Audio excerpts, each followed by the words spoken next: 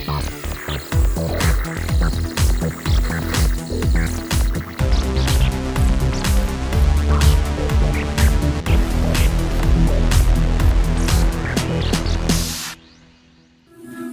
greetings, imagination connoisseurs. There I was in 87 as Laser Bob. That's right, that's me, your pharaoh of physical media. And we've skipped a week. We skipped a week.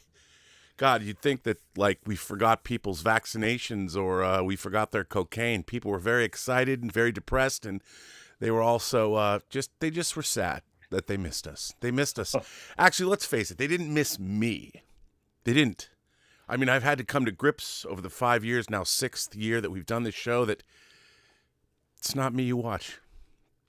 I wish it were. It's not me. You know who you watch. You come here to watch the man that beams in every Sunday all the way from Saarbrücken, Deutschland. He is Mr. Dieter Bastian. And Rob, what 2 weeks did we have? A lot of surprises, a lot of stuff happening, the Razzies, the Oscars, and my surprise one, considering Oscar nominations, Rob. The Ugly Stepsister got in for makeup. How great is that, Rob? How great is that? I'd say it's pretty great. Genre pieces to see genre in our Academy Awards. Totally great. Keeping my fingers crossed for the Ugly Stepsister, and I say, greetings, imagination connoisseurs. Dieter here, M. Rockula again, and welcome to the B&B Motel for Let's Get Physical Media. And Rob, we were not there last week. Let's do a little recap. How was your meetup with the imagination connoisseurs? I think you were at a pizza place last week. Dude, I wasn't anywhere. I didn't meet anybody. I met nobody. I didn't meet Major Chai Chai. I didn't see the King of Squirting. I didn't see Julian Mushkin. I couldn't do anything. All kinds of new work came in. All kinds of craziness happened. I profusely apologize. I was useless. Useless. But a lot of wackiness was going on. A lot of things were happening. Life got in the way, and it was pre-planned from a long time out. But things have been happening. This year started off. It was crazy year. So I apologize to all of you imagination connoisseurs. I will make it up to you, and I'm buying dinner and drinks next time. But on the other end, Rob, you have seen all the two movies that are interesting to us from a box office perspective that started this weekend, and you were not, considering your Instagram post, that happy with neither of them. Can you give us a little bit of a review for those of Mercy? you who, for me, I was really looking forward to the new Silent Hill film, considering Christoph Gans came back, but the reviews were really bad. Help me out, Rob. I have to tell Tell you, us about the movies. Alvaro and I have been hitting double features. The previous week, we saw Primate and The Bone Temple, which were both outstanding in their own ways. Primate was a great slasher movie with an ape. Chimpanzee. Loved it, and knew exactly. But Bone Temple is a metal hardcore masterpiece. Did you see Bone Temple yet? Unfortunately, not, Rob. The original versions that were playing here were at an abysmal time, really late in the evening. I didn't manage to see it because I didn't want to see it with the German dub. Yeah, it's a masterpiece. I'll flat out say it. Yeah, Bone Temple was a masterpiece. Loved it. That said, we went and saw. We're trying to see. Alvaro and I talked about seeing a double feature every week of this year. Ooh. So this week we went and saw Mercy and Return to Silent Hill. Now I have to say, I first saw footage from Mercy at CinemaCon last year. Oh, okay. Because it was the first.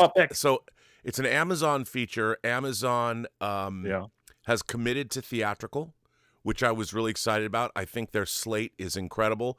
They have Crime 101 coming out based on a Don Winslow novella, and I'm a huge Don Winslow fan. Chris Hemsworth, Halle Berry, Mark Ruffalo. Hopefully the movie's great.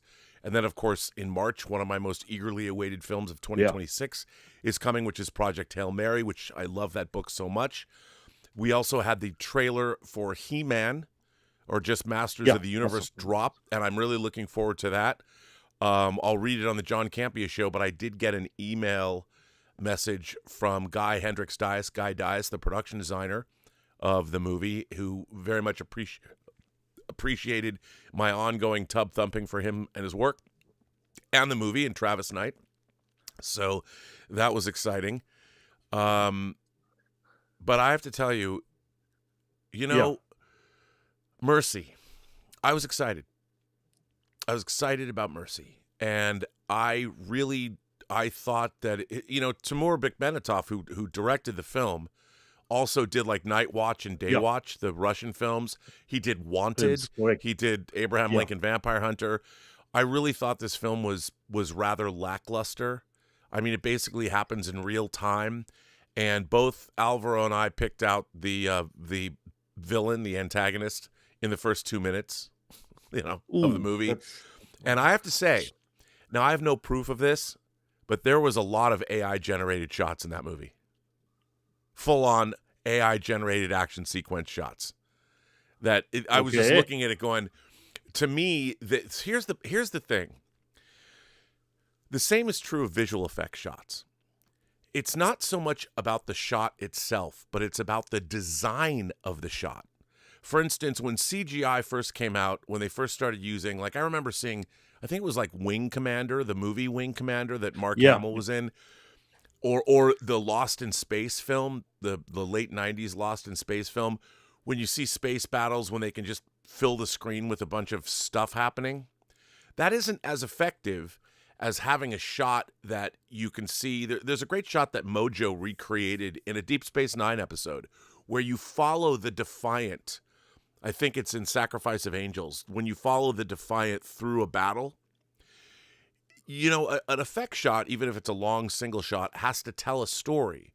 But if you're looking at a shot, if you're creating a shot set in the real world of, say, cars careening down a road and crashing through, if the shot lasts too long and you've used AI to generate it, the human mind knows that a camera could never have got that shot.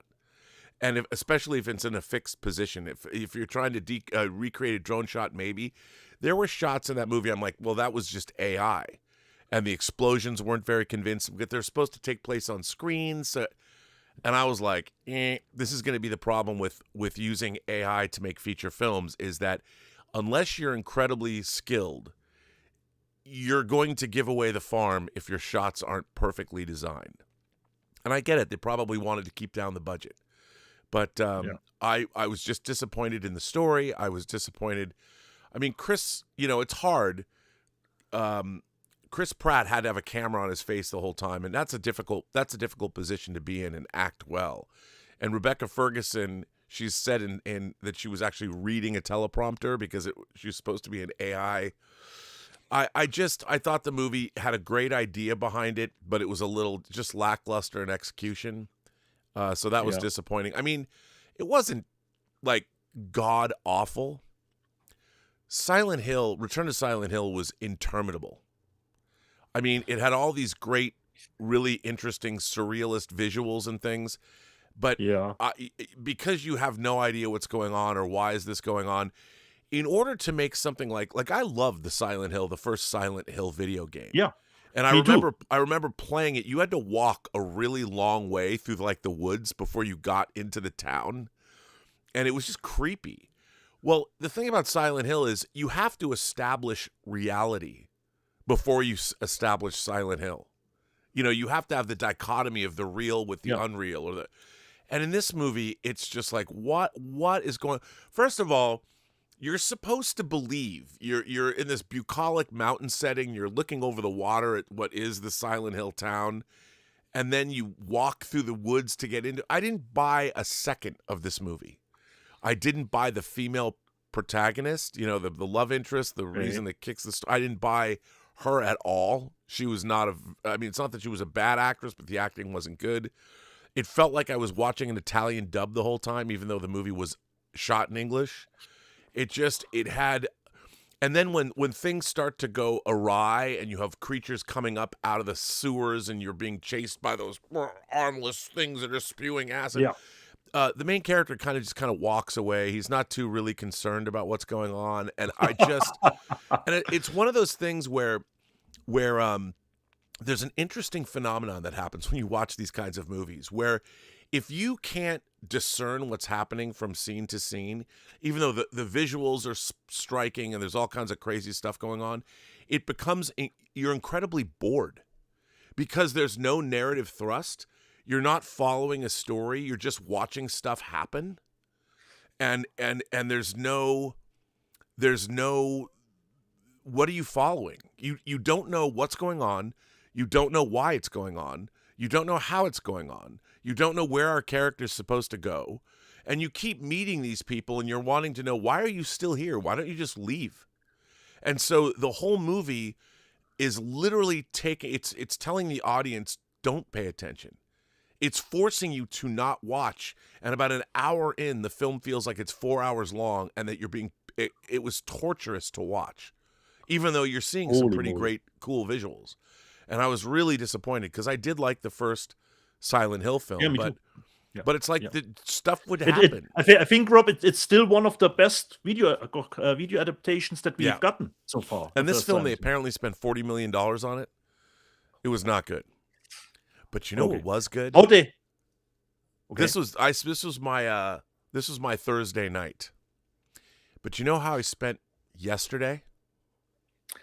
You are watching a 5th season, probably. I watched the first 8 out of 10 episodes because the other 2 were not available. Yeah. I watched the first 8 episodes of For All Mankind season 5. Mankind. Now, I have to say, it's one of my favorite shows on TV, and season 5 does not disappoint. Now, I can't. It's embargoed. I can't give you a review, but it's a pretty sprawling, epic story that jumps between places and locations and times, and I absolutely I loved it. You know, again, awesome. I watch it with some friends, our little crew. We call ourselves the Foundationalists. My little group. It's kind of the Algonquin Roundtable of Geeks, even though we have an Algonquin Roundtable of Geeks, but we named ourselves after other similar science fiction themed groups. We are the Foundationalists, where we are supporters of the foundational underpinnings of excellent genre entertainment. Whether we're watching literally Foundation, it came out of watching Foundation on streaming, and so the Foundationalists met, as we did last time, 2 years ago, I believe, to watch season 4. And season 5 didn't disappoint. Loved it. They introduced a lot of new characters. Awesome. And you know what I was thinking the entire time? How much better is this show than Starfleet Academy? If you're going to introduce, they literally have. I'm not surprised about that. They literally have characters, I mean, that would be, and so much more sophisticated, so much more adult, so much more real than the god-awful swill that they continue to serve up as modern Star Trek. Yeah. Will the 5th season be the last, Rob, considering For All Mankind? Well, the only thing that I can tell you about that is I had a conversation with Ron Moore. The last time I spoke with him was at the Star Trek Las Vegas. I mean, the creation Trek to Vegas last year. And he did say that they'd run into some difficulty with Apple regarding the last 2 episodes of the season. And I think because they have to know, is this going to be the series end, or are we going to get a renewal because of the way they've designed the show? So I can't tell you if they're okay. It would, depending on where the direction of the last 2 episodes go, they could end the series there if they wanted to. I think, but I'd like to see it go season 6, 7, and 8 already for a streaming series to go 5 seasons. Is outstanding. Because normally the economics are not like they were with network shows where fees would go up, and they have advertising to pay. If you have a hit show, you can keep it on longer because like an ER constantly gets the most views. I mean, Apple is not a huge streaming service, so they've kept For All Mankind on because people at Apple love it. I think the quality of the show has not dropped a bit. It's an incredible series. I love it. I love the introduction of the main characters, and I will say this. I was bawling. I mean, not like, but I had tears streaming down my face in episode 3. Episode 3 is called Home. And if you know the show, you know what's coming. Okay. You could already guess what's coming. But the way they did it, chef's kiss. Chef's kiss. And, it's what you want from science fiction more than anything else. Requires a certain level of intellect that is both from the creator's side and in the material itself. And I think when you watch shows, when we have shows like The Expanse, we have shows like Foundation, how Foundation has just increased. It's gotten better every season. The last season, I think, was really quite excellent. That's what people watch science fiction shows for. And For All Mankind has kept... Admittedly, there is a level of soap opera to it all because the human adventure is as important as all of these science fictional or real space aspects of it. And it has ratcheted up the science fiction content as its alternate future and our reality are starting to diverge. Yeah. But they've never stopped making the emphasis on the characters. And they are not shy about showing the dangers of being human beings in space. And there was a couple of great stuff. And I love For All Mankind so much. And it continues even in its 5th season to not lose any steam. But that's all I can say about that. Awesome to know, bro. That's good. But how did the 2 new movies did at the box office, Rob, considering a lot of theaters were closing? Yeah, well, I'm looking at that. I don't think that they have. I'm looking for, there's no box office yet. Only because I think they're trying to gather information with so many theaters closed. But I know that, or wait a minute, hang on. That's not true. Let's see what box office, here's a box office story. When was this posted? I guess it is today. So, Monster Winter Storm takes its toll in the box office, lowest weekend of the year with only $58 million. Mercy settled in with a $23 million worldwide debut as 400 U.S. theaters were closed. That's a lot. So obviously these box office numbers do not necessarily, they're not indicative of anything, but let me give you the rest of the weekend. Mercy is looking to come in, these are domestic numbers, with 12.6 million. Avatar Fire and Ash is number 2 in week 6 with 7 million, which is a lot. I mean, it's only down 51% from last weekend. So it's made 378.4 million domestically. Zootopia 2 just passed $400 million this weekend. The Housemaid has done 115.8 million domestic. Good for Paul Feig. They're going to make more of those. 28 years later, The Bone Temple is down 66%. Sorry to see these results because this movie deserves way better. It's now up to 21.3 million. Marty Supreme, biggest grossing A24 film, has made domestically 86.1 million. Return to Silent Hill made 3.2 million. And I heard it had like a $40 million spend. Maybe the Europeans will embrace it. Number 8, Lord of the Rings, The Fellowship of the Ring, had a 3-day $2 million total for its Fathom release. Primate hanging in there. Primate has made 23.7 million. That comes to us from Walter Hamada and his genre label over at Paramount. I think that movie even deserves more because it was a lot of fun. Hamnet, Chloe Zhao's Hamnet, put up another 1.8 million. It's made 17.4 million here stateside. So there you go. There you go, son. Okay.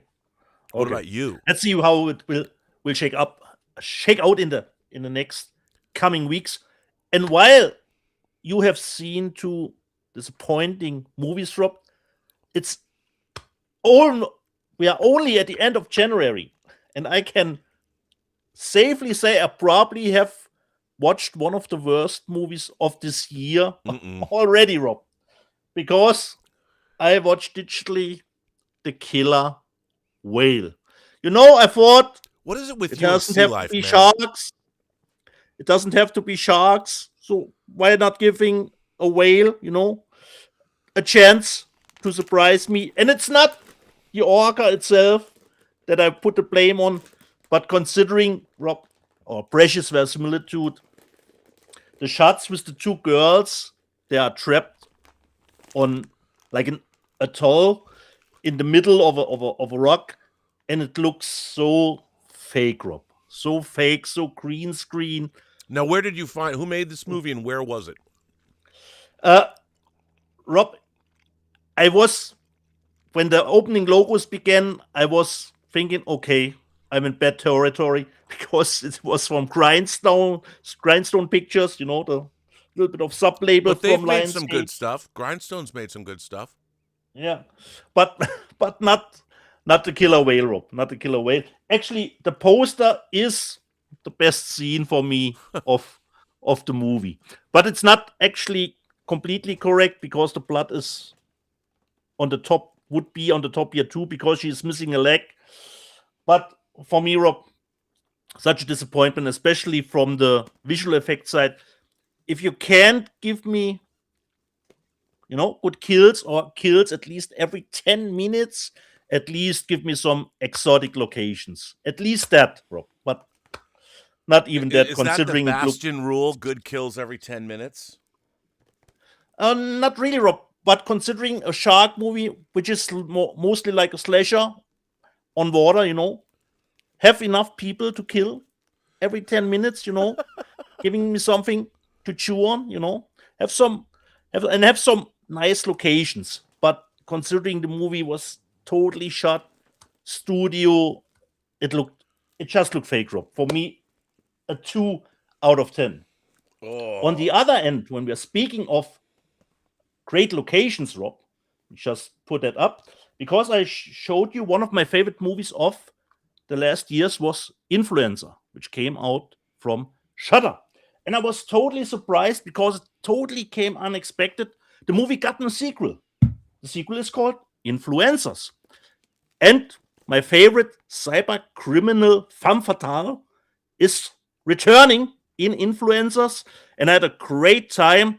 And just like the first one, you get great locations, nice globetrotting, and I had a really good time with the second one, but it is mandatory to have seen the first one because it picks up, not picks up where the first left off, but there's a lot of stuff from the first carrying over to the second. It gets a little bit bonkers in the last 2 minutes, but I was totally there for.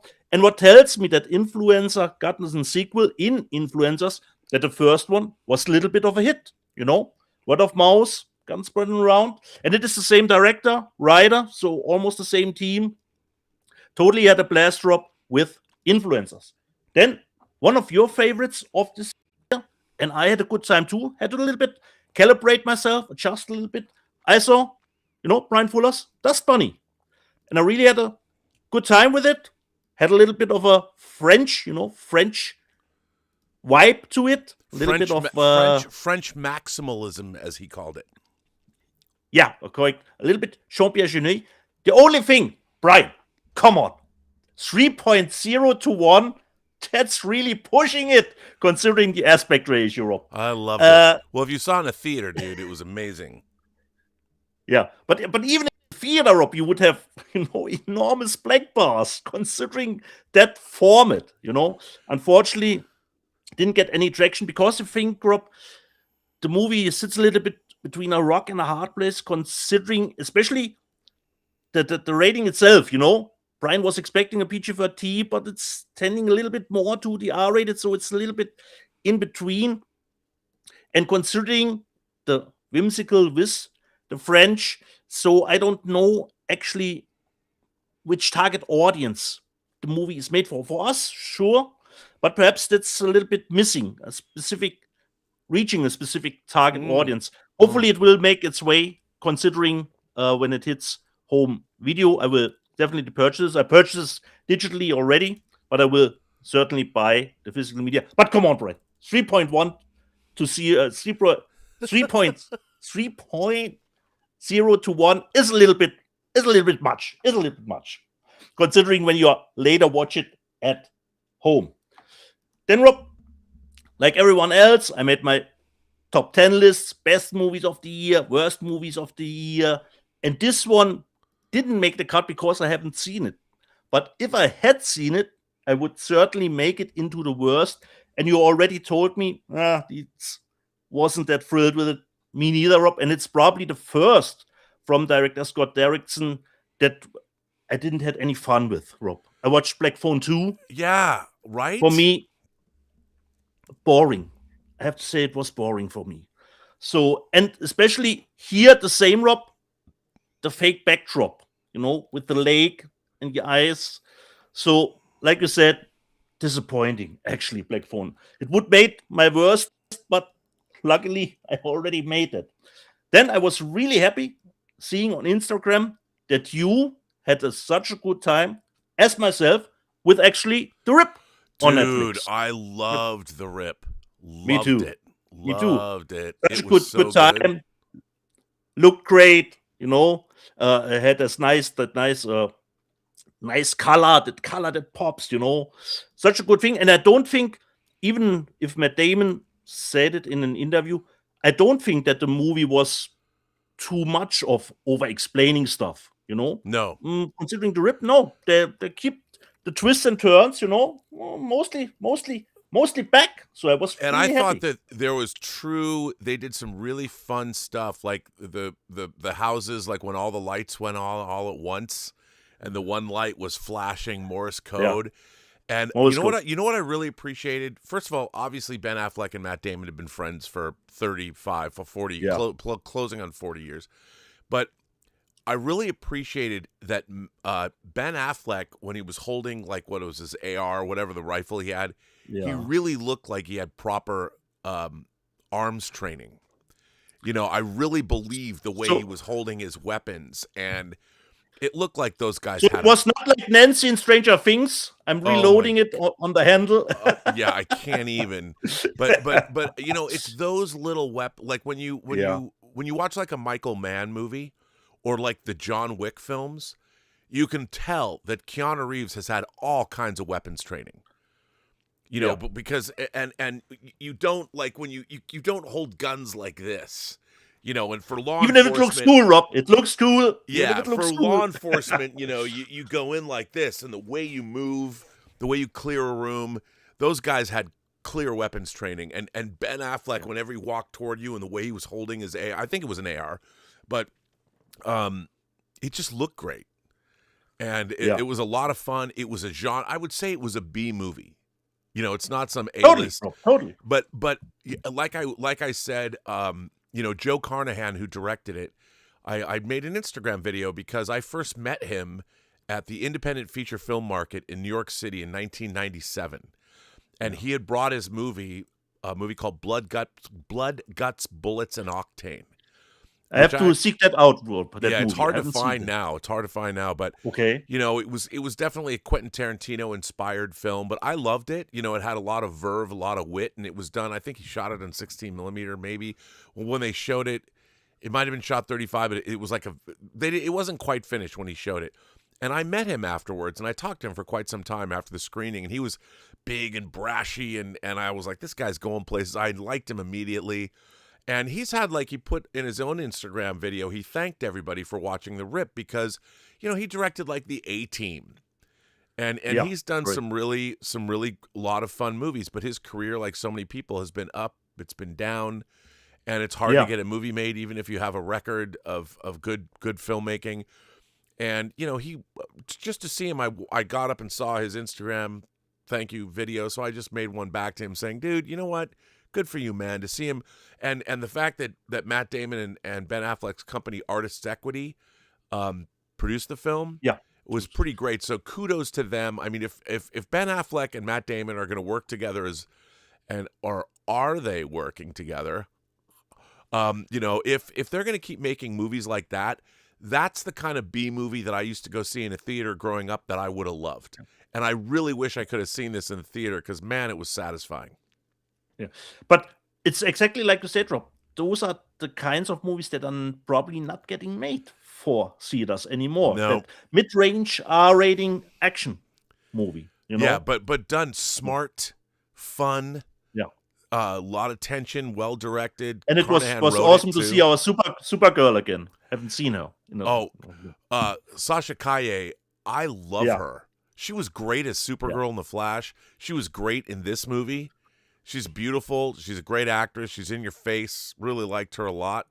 I liked everybody in the movie. I thought Tiana Taylor, I mean, it was a great cast. Really well done. Yeah. And, Ben Affleck and Matt Damon, they made Air. Ben Affleck directed Air, the story about the beginning of the Air Jordans. I love that movie, too. That wasn't a hugely expensive movie. They had a great cast. Ben Affleck directed the hell out of it. And it was about sneakers. So I think Matt Damon and Ben Affleck are going to become a force, whether they're producing other people's movies or making their own films. I really like what they're doing. They're not going to go make $200 million movies. If they're going to make adult-oriented films like Air, which is a very different movie than The Rip, bring it on, boys. Thank you for that. It was great. Loved it. And the last one, digitally, Rob, considering series, I don't know if you have heard about the series on Peacock. I watched two of my favorite girls. I watched Ponies on Peacock with Emilia Clarke and Haley Lou Richardson. And I had really a good time. Do you know what it's about, Rob? No idea. It's called Ponies because they are a person of no interest. It plays in the late 70s in Moscow. Both of their husbands working for U.S. Embassy. Not really. They're working for the CIA. They get killed. And then our two girls think, okay, they don't get exactly what happened to their husbands. So they don't know. They're not in the clear what exactly happened to them. And then they say, why don't we do the work of our men? Because nobody would suspect girls back then, doing spy work. Really had a good time with it. And I'm hoping we will get a second season, Rob, because we are ending on a cliffhanger here. So Peacock, get that greenlit, that second season. And it's greatly done, Rob. The aspect ratio is, I would say, not completely 4:3, so 150:1. So it had black bars left and right to give it a little bit of that late 70s feeling, that earlier one. So really nice one. Ponies. Person of no interest, actually, Rob. And Emilia Clarke has to speak a lot of Russian, actually, in that series. But for me, really great. Hopefully, we'll get a second season. Okay, now I watched something digitally that you have to watch. I'm always there for your recommendation. Okay, now I'm going to say I went in dubious because I thought it looked like a ripoff of The Substance. Okay. Have you heard of Ryan Murphy's new show, The Beauty? Not at all. Okay.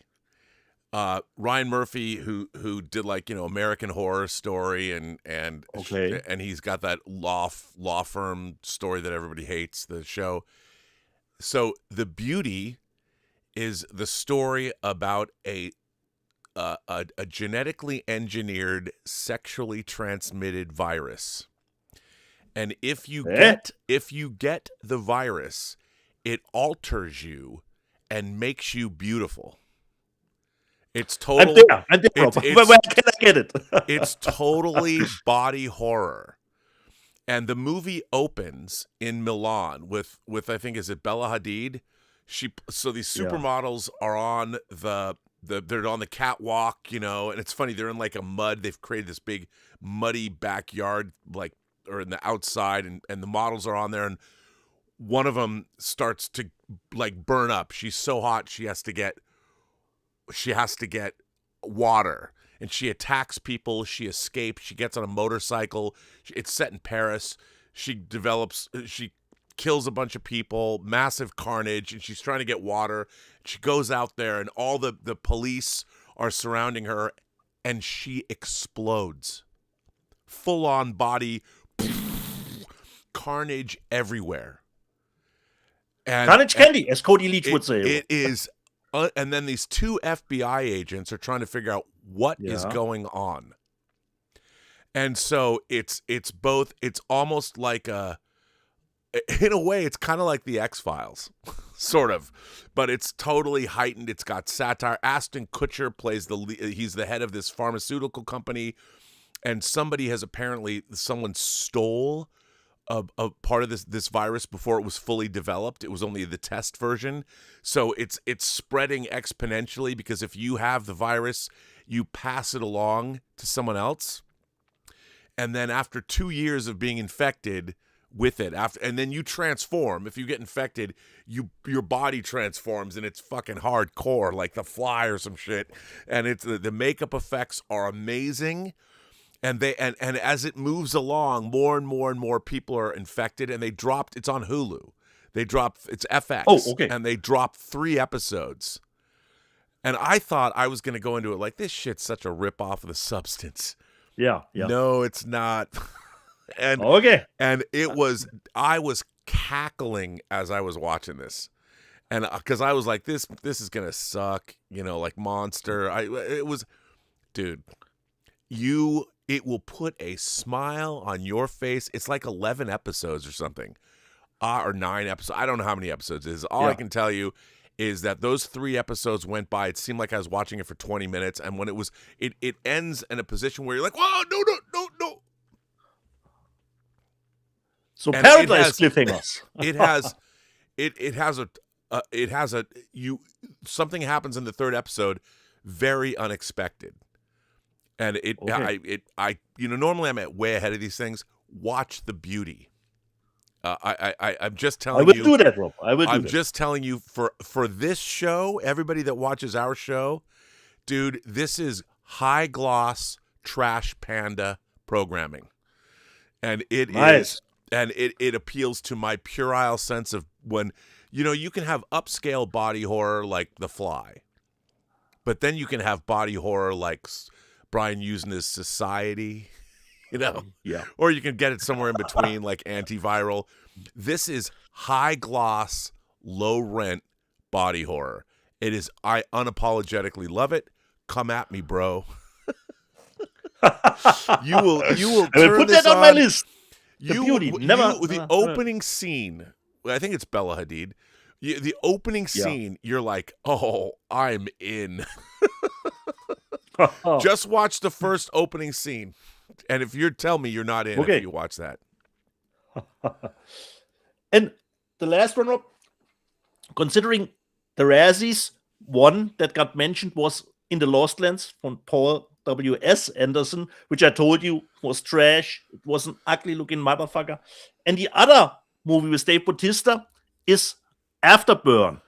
And I was surprised after I've seen it that here, just like within the Lost Lands, the budget was over 50 million. I was thinking, Rob, in Eastern Europe, you get bang for your buck, which actually the movie did. And, Rob, surprisingly, I would give this a fresh, because there was something happening that I will hopefully can show you now. There was a solar flare, post-apocalyptic, of course. We're starting in London, and Dave Bautista plays some kind of Indiana Jones, post-apocalyptic Indiana Jones. And Samuel L. Jackson is the new king of England. Who else? And he collects art. Why not? And he collects art stuff, So it's like a Children of Men. It's like Danny Houston, Children of Men.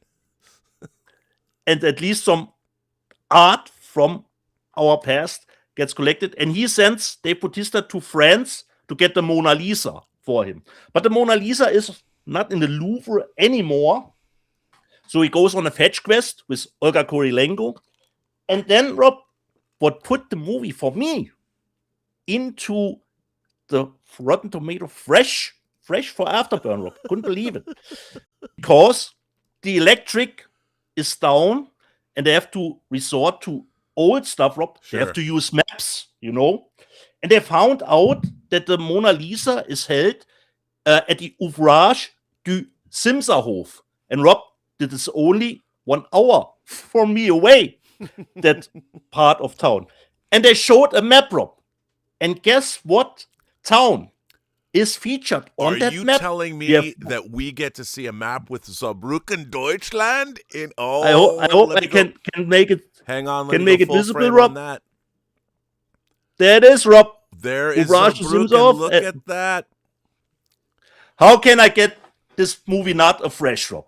When I saw that, You know? Well, the only reason any Americans, and admittedly that's a small number because it's a small number who enjoy this show every week, a small but dedicated fan base, I would say. So thank you. Yeah. But only the people that watch Let's Get Physical Media have ever heard of a town in Germany called Saarbrücken, Deutschland. Correct. Correct, Rob. And I was seeing the map and I was thinking, wait, I have to clip that out. And for me, actually pretty decent. Afterburn, considering against in the Lost Lands, this is pretty decent, Rob. But considering the budget, another mega flop after in the Lost Lands, I think it made only 1 or 2 million. It's okay. It's a tax shelter anyway. Someone will write it off. It's fine. Yeah. Yeah, it did play actually here in the theaters. But when they went, looking for the Mona Lisa, not far from here, and I saw the map and I thought, this is getting my fresh from me. Okay, Rob, this was the stuff that I have seen, and I think we can show physical media. So some actual physical media. It's been a while. I mean, I guess for me, I haven't really bought anything in a month. I've got a lot of other stuff to show because I have a deluge of things coming in. The great Lisa Stevenson, even though I'm not writing essays for Lionsgate Limited anymore because no one could find them. I still get those discs. Thank you, Lisa. And I got something to show that I was excited about getting, but I'll get to that. Why don't you start, Dieter? What did you get? Okay. First up, Rob, from my dear friend in Muscatine, Iowa. He said, stop Deeds, stop ordering my book. I will take care of it. And he went deep into his pocket to pay for the shipping cost drop. And I got my copy of Return of the Maltese Falcon, which, of course, Max signed for me. So, Max, thank you very much for the hardcover edition because I canceled my pre-order and he came through for me, Rob. I have my copy now too. Thanks, Max, for that. And it did go through without any custom taxes, which is always a good thing. So Return of the Maltese Falcon is in the house. Then, Rob, my Arcane Steelbooks are here from the first season. And finally, got a little bit of delay, but they are here. The Steelbooks for the second season. We've got the 4K for the second season, which features Echo on the back. And actually, the 4K version are 4 discs, with the fourth one having the bonus features. But as you know, Rob, I'm such a big fan of Arcane, and I had to buy the Blu-ray and the 4K Steelbook. Of course, considering the second season, I had to do the same. Here's the Blu-ray version, which features Y and Caitlin on the backside. The stuff is the same considering the special features, but those are on 3 discs. Nice. So there's the same special features on here, but not on a separate disc, unlike the 4K. So Arcane, second season, the Blu-ray Steelbook and the 4K. So you can decide, but I'm a big fan of those two sisters. I need both. The next one from Arrow, Rob. I was actually not planning on doing another double dip, but it dropped in price, and I said, okay. And it has bonus features, which the normal edition didn't have. So I couldn't pass it up, Rob. I bought from Arrow Evil Dead Rise. Nice. The 4K, which comes with the standard. Plus, artwork. Arrow does play with their transfers too, just like yeah, okay, just like Second Sight does. So I'll bet they gave it a little bit of a zhuzh, probably. Look nice, Rob, like a vinyl. Hang on, here. Hold that up. Let me hold that up. Do it one more time. Like a vinyl here, like a vinyl disc. It's a nice Warner Brothers logo, and of course we have the poster, which features that artwork and a booklet for it. So it was price reduced, and I had to get it, Rob. Had to get it, even if I already own the European Steelbook, which had some special features, but not much. I think there was the audio commentary on it and perhaps an EPK or something like that. And the Arrow, of course, comes with way more stuff. Even that Rise. Then, considering Turbine released Daylight as a new edition, and they did, like Kino Lorber, they did Dante's Peak 2 with their new version of it. So different cover variation underneath it. You have the 4K and the Blu-ray, and it comes with the Dolby Atmos track, which I hear the Kino Lorber features too. So they should be pretty similar. Well, they've said that there's some missing some missing sound effects. People are talking about missing sound effects and things like that. Yeah. So we have to look out for that. So, okay, but I think the Kino Lorber and the Turbine 2 at least features the DTS track 2. Perhaps, Rob, it's only in the new Dolby Atmos mix that they are missing. I'm not sure. I haven't dived into it. I don't know. There's some controversy. We'll have to figure out how that's going to go. But I think the Kino Lorber features the DTS track like the Turbine 2. So perhaps the DTS track is fine. Could be, Rob. I haven't heard that they were missing sound effects. That's news to me. Yeah. Then we did our best of the year release, and I said, I haven't gotten it. I had to show the killer instead, but finally, Rob, I've got it. The Shout Factory for Hard Boiled, which would be my number one, because the movie is still a blast. So we get different, perhaps most known cover artwork for the movie. So we got the movie in 4K. And Rob, this. It froze. Just show it in a way. It froze just so you could get the. There you go. Good stuff. And of course the booklet for it. And it was an odyssey, Rob, because at first, if you remember, my package got lost, which featured, Hard Boiled in it. And the title was sold out at the moment. Then I went to eBay to a seller, where I will often get the Lionsgate limited steelbooks. And he said, are you okay with me sending the title after Christmas? I said, yeah, no worries, no problem. And the title never arrived. And he said, miss, did make a mistake or something. He did send me the money back, but I still didn't get it. And then Diabolic DVD sent me an email because I was on the wait list. They said they had the title back in stock, and they immediately, when I ordered it, shipped it. It took only, I think, a week.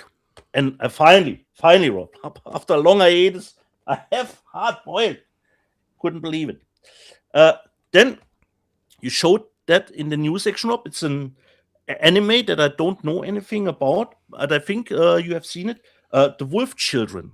Yes. 4K. Do you watch it yet? Not yet, Rob. So we've got the 4K and the Blu-ray. So put the slip-ins in here. So I've not seen it, but I think you featured it in the news section. And it's an older anime. Yeah. So that one. Then I think this was trying to get an Academy Award nomination for Germany, the drama In die Sonne schauen, which the English title is Sound Falling, I believe, is the English title. It did get some recommendation or nomination at the Cannes, at the jury prize, I think for the director, but haven't seen it. Probably heavy stuff, Rob. In die Sonne schauen. Looking into the sun would be the actual translation, but I think Sound Falling is the English title. And then, I make this one first, because strangely, Rob, Warner Brothers decided, considering one battle after another, to release the normal version first. But I would know there is a steelbook coming too, and the steelbook will include special features, which the normal version actually does not. This is the first time that Warner is already going a little bit of the double dipping for me, because I couldn't wait to own it, and I don't even know what the cover artwork looks for the one battle after another steelbook. So this is just the normal version, but there will be a steelbook coming later, folks, which contains, as far as I know, then special features. So one battle after another. And this was I really looking forward, because it says on the top here, Evil Dead meets Clerks. It's called The Last Video Store. So hopefully it's a hoot. It's only running time is just 80 minutes, Rob. Hopefully a hoot. There would be a media book, but I decided, okay, go a little cheaper this year, just for the normal version. Give it a look-see first. The Last Video Store. So this is a little bit of my first haul, Rob. More to come. Well, I'm glad of that. I'm glad there's always more to come. I got to say that I have fallen behind on my Warner Archive titles. Yeah. And again, the great George Feltenstein has been killing it at Warner Archive, and assuming that the Netflix acquisition of Warner Brothers goes through, I really hope that Netflix makes their own Warner Archive channel, because if you look through everything that Warner Archive has done over the last 5 years, they have done their restorations of musicals and classic westerns and noir titles, and what Warner Archive has done with the catalog of Warner Brothers and the MGM titles they control has been nothing short of extraordinary. And I will say this, one of the things that Warner Archive did in 2025 and 2026 is releasing these collections where they're taking individual movies, usually of one star or another, and packaging those discs together. Like that was the 50 sci-fi collection. Outstanding. What movie you got? Them on there with the original color title. Yeah, Attack of the 50 Feet Woman, The Beast from 20,000 Fathoms, and World Without Ends. Great titles. And again, you have to understand that George Feltenstein is also the great curator. Like you have one of the most knowledgeable people maybe in the history of Hollywood who understands this material, who's overseeing the restoration of these films. And there's nobody there. I will say this: there is nobody in the business around the world that works at the level that he works that cares more than he does. And it's an incredible resource to have. So the James Stewart collection, 4 films: The Great How the West Was Won, The Naked Spur, The Shop Around the Corner, that the Tom Hanks, You've Got Mail. Was it You've Got Mail? It's You've Got Mail. Yeah. The Shop Around the Corner is based on The Mortal Storm, not to be confused with Metal Storm, The Destruction of Jared Sin. So here is 4 in 3D.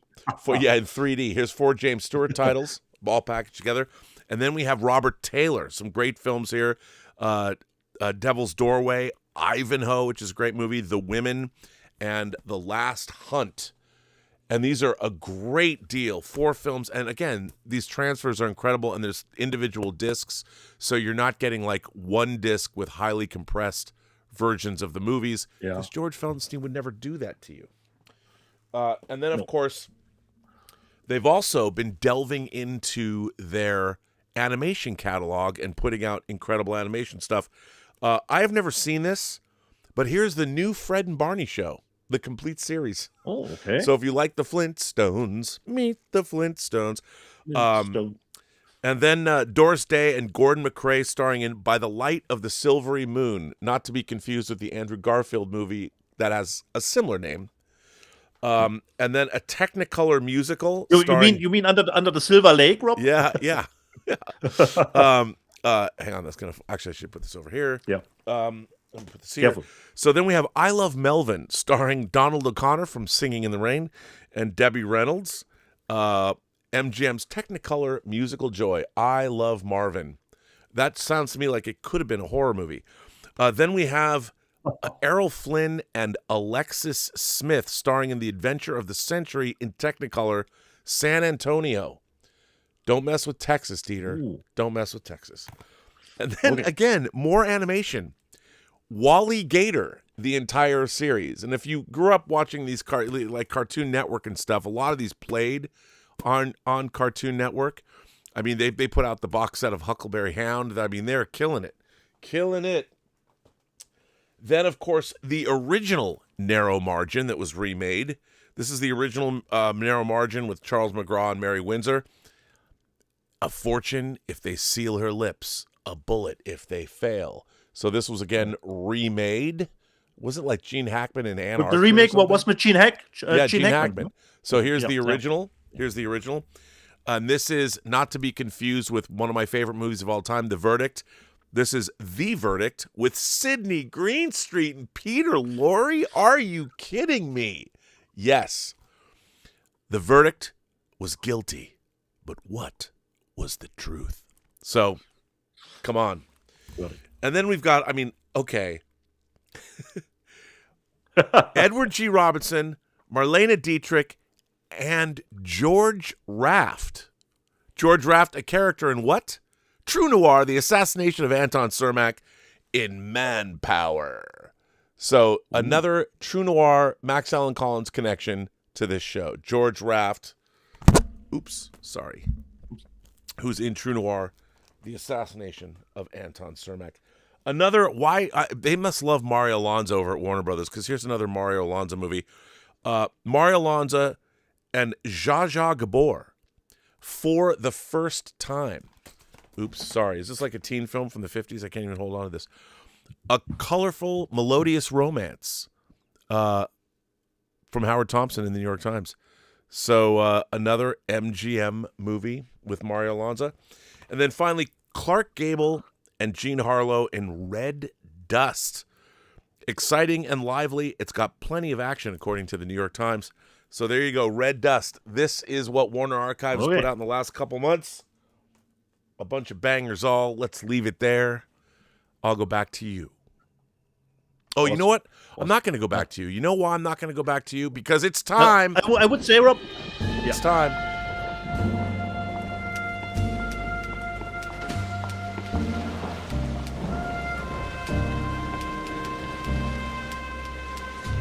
The C-Wing is open with Max Allan Completely Collins. on point. 9 o'clock. How cold is it? Very. Max, where you guys, can I ask how my sound is this week? Keep your voice right there, and it's perfect. Okay.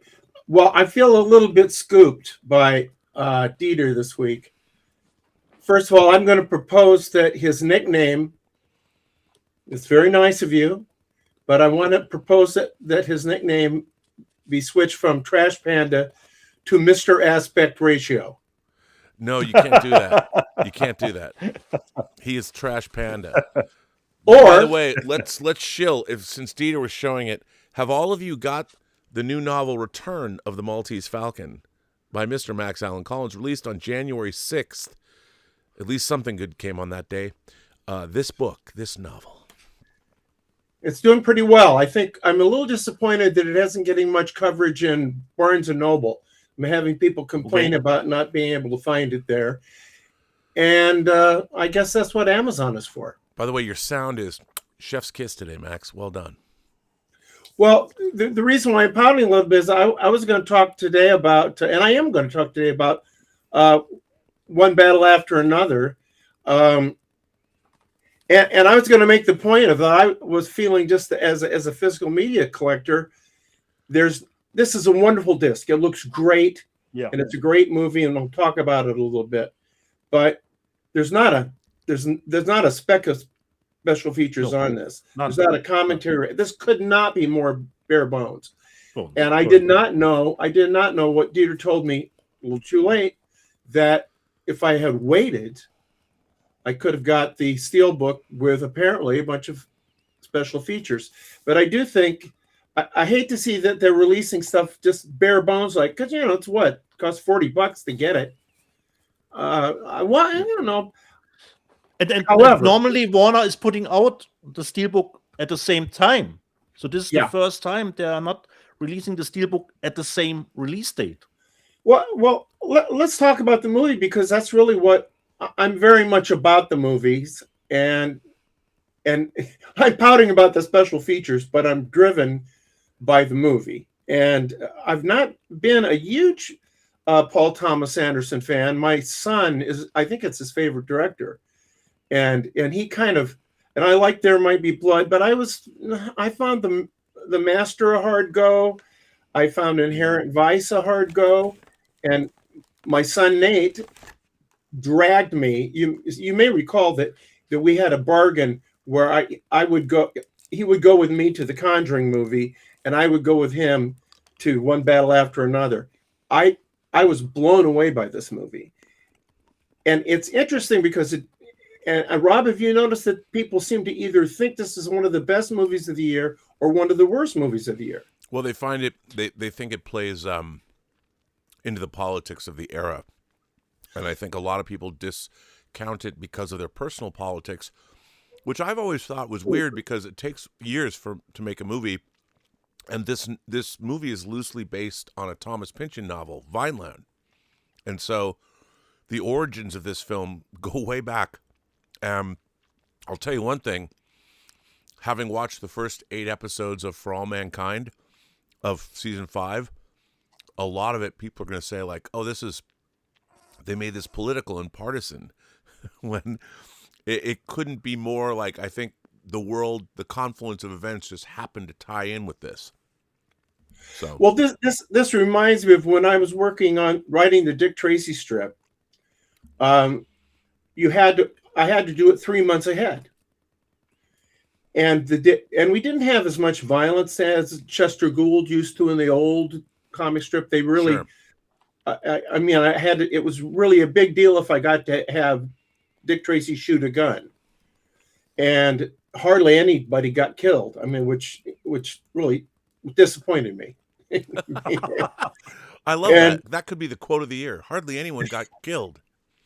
Yeah, but we had a day when Dick Tracy shot somebody and I guess killed him. A bad person. It wasn't random. It wasn't, but the Pope, there's an attempted assassination on the Pope that day. And there were editorials written about me having such terrible taste as to do that, as if I'd been at the Chicago Tribune office, writing the strip and getting it drawn immediately because the news about the Pope just came through over the wire. These things aren't immediate, folks. I mean, we are anticipating and reflecting current events when we write this kind of thing. And I have to say, in defense of this film, I don't think it's heavy-handedly political. In fact, it's pretty balanced. There's a moment, if it seems to be on the side of the violent activists, one of the most dramatic moments, and it drives the movie, is early on when one of the characters kills an innocent bank guard, and the bank guard is black, shot by the black activist, and that's food for thought, I would say. Mm-hmm. So I do not think this movie does that. I can tell you what it does do. I mean, it's witty, it's fast moving, it's beautifully structured, although unconventionally. And one of the things, when I sat down with my wife Barb to watch this, because she hadn't gone, and I sat her down to watch this, the 4K, I told her, I said, be forewarned that the first about hour of this is not the movie, it's backstory. Right. Yeah. It's the ground. And a lot of people can't handle that. It's very novelistic in that sense. And it has this one section. Now, would we like that movie more if that was a bunch of exposition that we heard from various characters? I don't think so. I like witnessing it. And it is, even so, it is condensed because it covers a lot of time. It covers about 15 years, I believe. I thought it was a great movie. I thought it was incredibly well written. I thought the score was amazing. The guy's name is Johnny. Yeah, yeah, and he's done a bunch of Anderson's movies. An incredible score. Certainly unique, the score. It drives the movie incredibly. In the middle section of the movie and into the end of the movie, a lot of it is just piano. Yeah, and it just either going to send you out of the theater screaming, or you're going to be so riveted you won't be able to move. So that's a great movie. I think it is. It and Sinners were the best two movies last year. Now, let me mention about Leonardo DiCaprio. His father, George DiCaprio, was an underground cartoonist.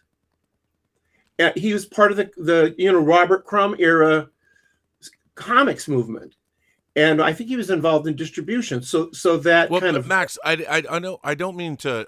There's one thing I just want to revisit when you talked about the composer, Johnny Greenwood. He's one of the founding members of the band Radiohead. So, well, I mean, that's what you kids used to listen to. I understand. Oh, well, no, come on, man. Radiohead's one of the great bands of the last 30 years. They are. Definitely. 35 years even. And you got to go, I think it's really interesting to see such influential, like Trent Reznor and Atticus Ross. Trent Reznor going from 9 Inch Nails to becoming one of our most great, film composers, along with Johnny Greenwood. So we're seeing the traditional. I think it's really great that, and he's shown his versatility working with Paul Thomas Anderson. Anyway, I don't mean to interrupt. I just want to point that out. Well, the pioneer really is Danny Elfman, because he comes out of Oingo Boingo. And then you have or the Mystic Knights of the Oingo Boingo. Yes, and then also what's his name from Devo, Mark Mothersbaugh, who's another major film composer. No, and I think it's really cool because as our composers that we grew up with, like John Williams and Jerry Goldsmith, they could write music. I mean, they were writing and their scores, and now people don't do that. They're composing at their keyboards and they're writing. So it's a different. So we're getting different kinds of scores. Anyway, I don't mean to sidetrack you. I apologize. No, but getting back for a second to the underground comics connection, which connects them to the counterculture of when I was in college. The fact that DiCaprio's father was an underground cartoonist at the time that Crumb in Spain and you had the Gilbert Shelton and all those great underground cartoonists of the time. That to me colors this movie a little bit. Yep. And also there's a comics element in some of the names. The fact that Sean Penn plays this soldier named Stephen J. Lockjaw. I mean, that's right out of Chester Gould, right out of and so there's a satirical element of this. There's that section of the movie where DiCaprio's running and it's a chase movie. He's fleeing, and you're all caught up in it. And he's they're jumping across rooftops, and then he misses. Clunk. And the movie stops. And you're like, what? He didn't escape. And it was so funny. It's witty. It's a very witty movie. And I mean, one of the things, I love the three central performances. I know a bunch of good performances. But in addition to DiCaprio, who is very much kind of in his, Once Upon a Time in Hollywood kind of mode. But Benicio del Toro is fabulous in this movie. And it's kind of funny in that section I was just talking about that is so the section I was just talking about that is so frantic.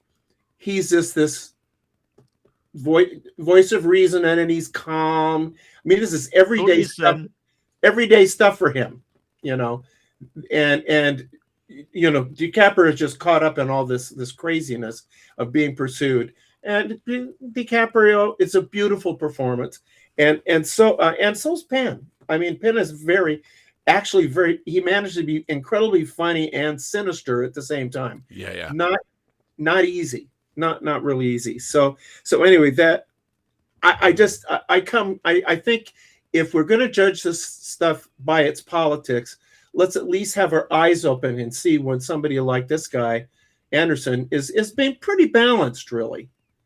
I think so too. I think, unfortunately, we don't live in a world that's very balanced anymore or nuanced, and people don't even research, Thomas Pynchon, Gravity's Rainbow, dude. Come on. Not really. Yeah. Not really. So, I got two things to talk about today that are both in the Hong Kong action, sort of heroic bloodshed era where John Woo was so big. Now I'll probably make an enemy or two, but on City on Fire, which is Ringo Lam, this came out about a year after A Better Tomorrow, so it's one of the early ones. I had loved this when it came out, and when my son and I were watching these, VHS tapes that were bootlegs about all these things that hadn't been offered legally in America, that most people in America didn't even know about, and was very impressed with this. And it's impressive, but I don't think it holds up quite as well as the Woo movies hold up. The front 2/3 of the movie kind of meander and really depend upon the charisma, the undeniable charisma of Chow Yun-fat, and there's a Chow Yun-fat as an undercover agent having a bonding with Danny Lee, who I believe is Danny Lee, who is the thief, the heist man, who is running a robbery ring. It didn't quite land for me. It didn't feel like it doesn't, particularly in certain American movies. And so he was reaching for that melodrama, but it isn't as well organized as, because Woo is a genius. This guy's merely extremely good. Now, Max. Am I wrong? No. But I would say there's the elephant in the room that you need to address since you brought it up. What's that? Reservoir Dogs. Well, yeah, I haven't brought that up yet because the last half hour of this movie rocks.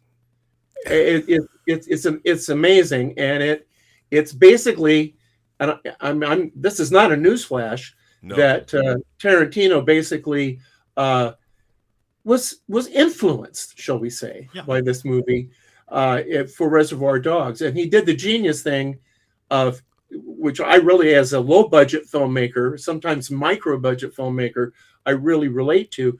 Tarantino did most of the movie in one location, and that's how you get a movie made. Now, let me ask you this: I've noticed that, obviously Quentin Tarantino has been an encyclopedic font of knowledge about cinema history, and most of his movies are paying homage to filmmakers and films that he loves. But there's been a lot of backlash since I think he mistakenly came out and, really talked shit about Matthew Lillard and Paul Dano, who didn't certainly deserve it. And I've been a fan of Tarantino since '92 when Reservoir Dogs came out. But now, how do you fall in on the fact that some people are now just denigrating his work, saying he just stole from Ringo Lam, which I don't think is true. I think he was inspired by what Ringo Lam did. But how do you fall on that? Well, I didn't like him at first. I didn't see no merit in him, but I thought he was very overrated, and I could always tell where he was getting his stuff from. And for example, Pulp Fiction, the box comes out of Kiss Me Deadly. Of course, I knew that, and the organization of it was out of, say, Donnelly Westlake's, like the Parker novels and The Killing from Stanley Kubrick. So he's using, but that's I have to come around to, that's what we are. We're the summation of what's come before us and our interpretation of it. Because he really caught up with me. I think the first thing that really hit me was Jackie Brown. Pardon me? Jackie Brown. Yeah, well, that was a direct Jackie adaptation. Brown, I would say that's where it turned. He did some things there that were just amazing, and it seemed to me like he got the balance right between being influenced and being an actual auteur himself. And then on, I would say from Jackie Brown on, I'm fine with him. I mean, it's like the Grindhouse movie. I mean, one of the things too that people forget is when he did Jackie Brown, you also had Steven Soderbergh doing Out of Sight, and Right. Michael Keaton plays the same character in both movies. Elmore Leonard. You have two Elmore Leonard adaptations that were. I mean, people don't talk about that, but that was really neat. You had two Elmore Leonard adaptations made by two different filmmakers that shared a character being played by the same actor. Yeah, universe building without telling anybody. I mean, that was really kind of cool. And by the way, Out of Sight and Jackie Brown are a hell of a double feature, because Jackie Brown is probably the least Tarantino of Tarantino's films, but it's a great Tarantino adaptation of an Elmore Leonard novel, if that makes any sense. And Out of Sight is one of Soderbergh's best movies, and Coates, who edited Lawrence of Arabia, edited Out of Sight. So that's crazy. That's incredible work happening there. Anyway, Max, I don't mean to. Well, and I want to say that my favorite movie by him is one of my favorite movies by anybody, and that's Once Upon a Time in Hollywood. Yeah, I love that. I love that fucking movie. That is incredible. Besides which, it has the major scene at the end is played under "You Keep Me Hanging On" by Vanilla Fudge, who are my favorite group of that era. and you're a rock and roll fan. I mean, I'm sitting there loving that movie, and then that kicked in loud as hell, and I could, I was just, but I think also personal needle drops are always the best. It was fabulous, and the whole movie was so rich in music from that era, and peculiarly picked music. I mean, very curated, so that you get things like kicks by Paul Revere and the Raiders, and it's a wonderful movie. I can't see that enough times. And I had that interesting thing happen where I told this before, but I think it's worth retelling. My wife would not go to that movie, and she had liked the last 2 or 3 Tarantino movies just fine. She didn't want to go there because she didn't want to have to relive the Manson family attack on Roman Polanski's wife, Sharon Tate. And so my son and I went, and I was that way too. Like, I'm really enjoying this. It's really too bad it has to go such a dark place. And then he threw that wonderful curve, which, just in case somebody hasn't seen that movie yet, because it is called Once Upon a Time. It's Once Upon a Time. It's a fairy tale. It is, and I mean, I had my wife in the theater the next night. You must go. You got to trust me. Trust me on this one. You're going to love this. And she loves that movie because she's very smart. Okay, now let me ask you this. How crazy is it? How crazy is it that this year in 2026, we're getting a sequel to that movie? And who's directing it? Directed by David Fincher.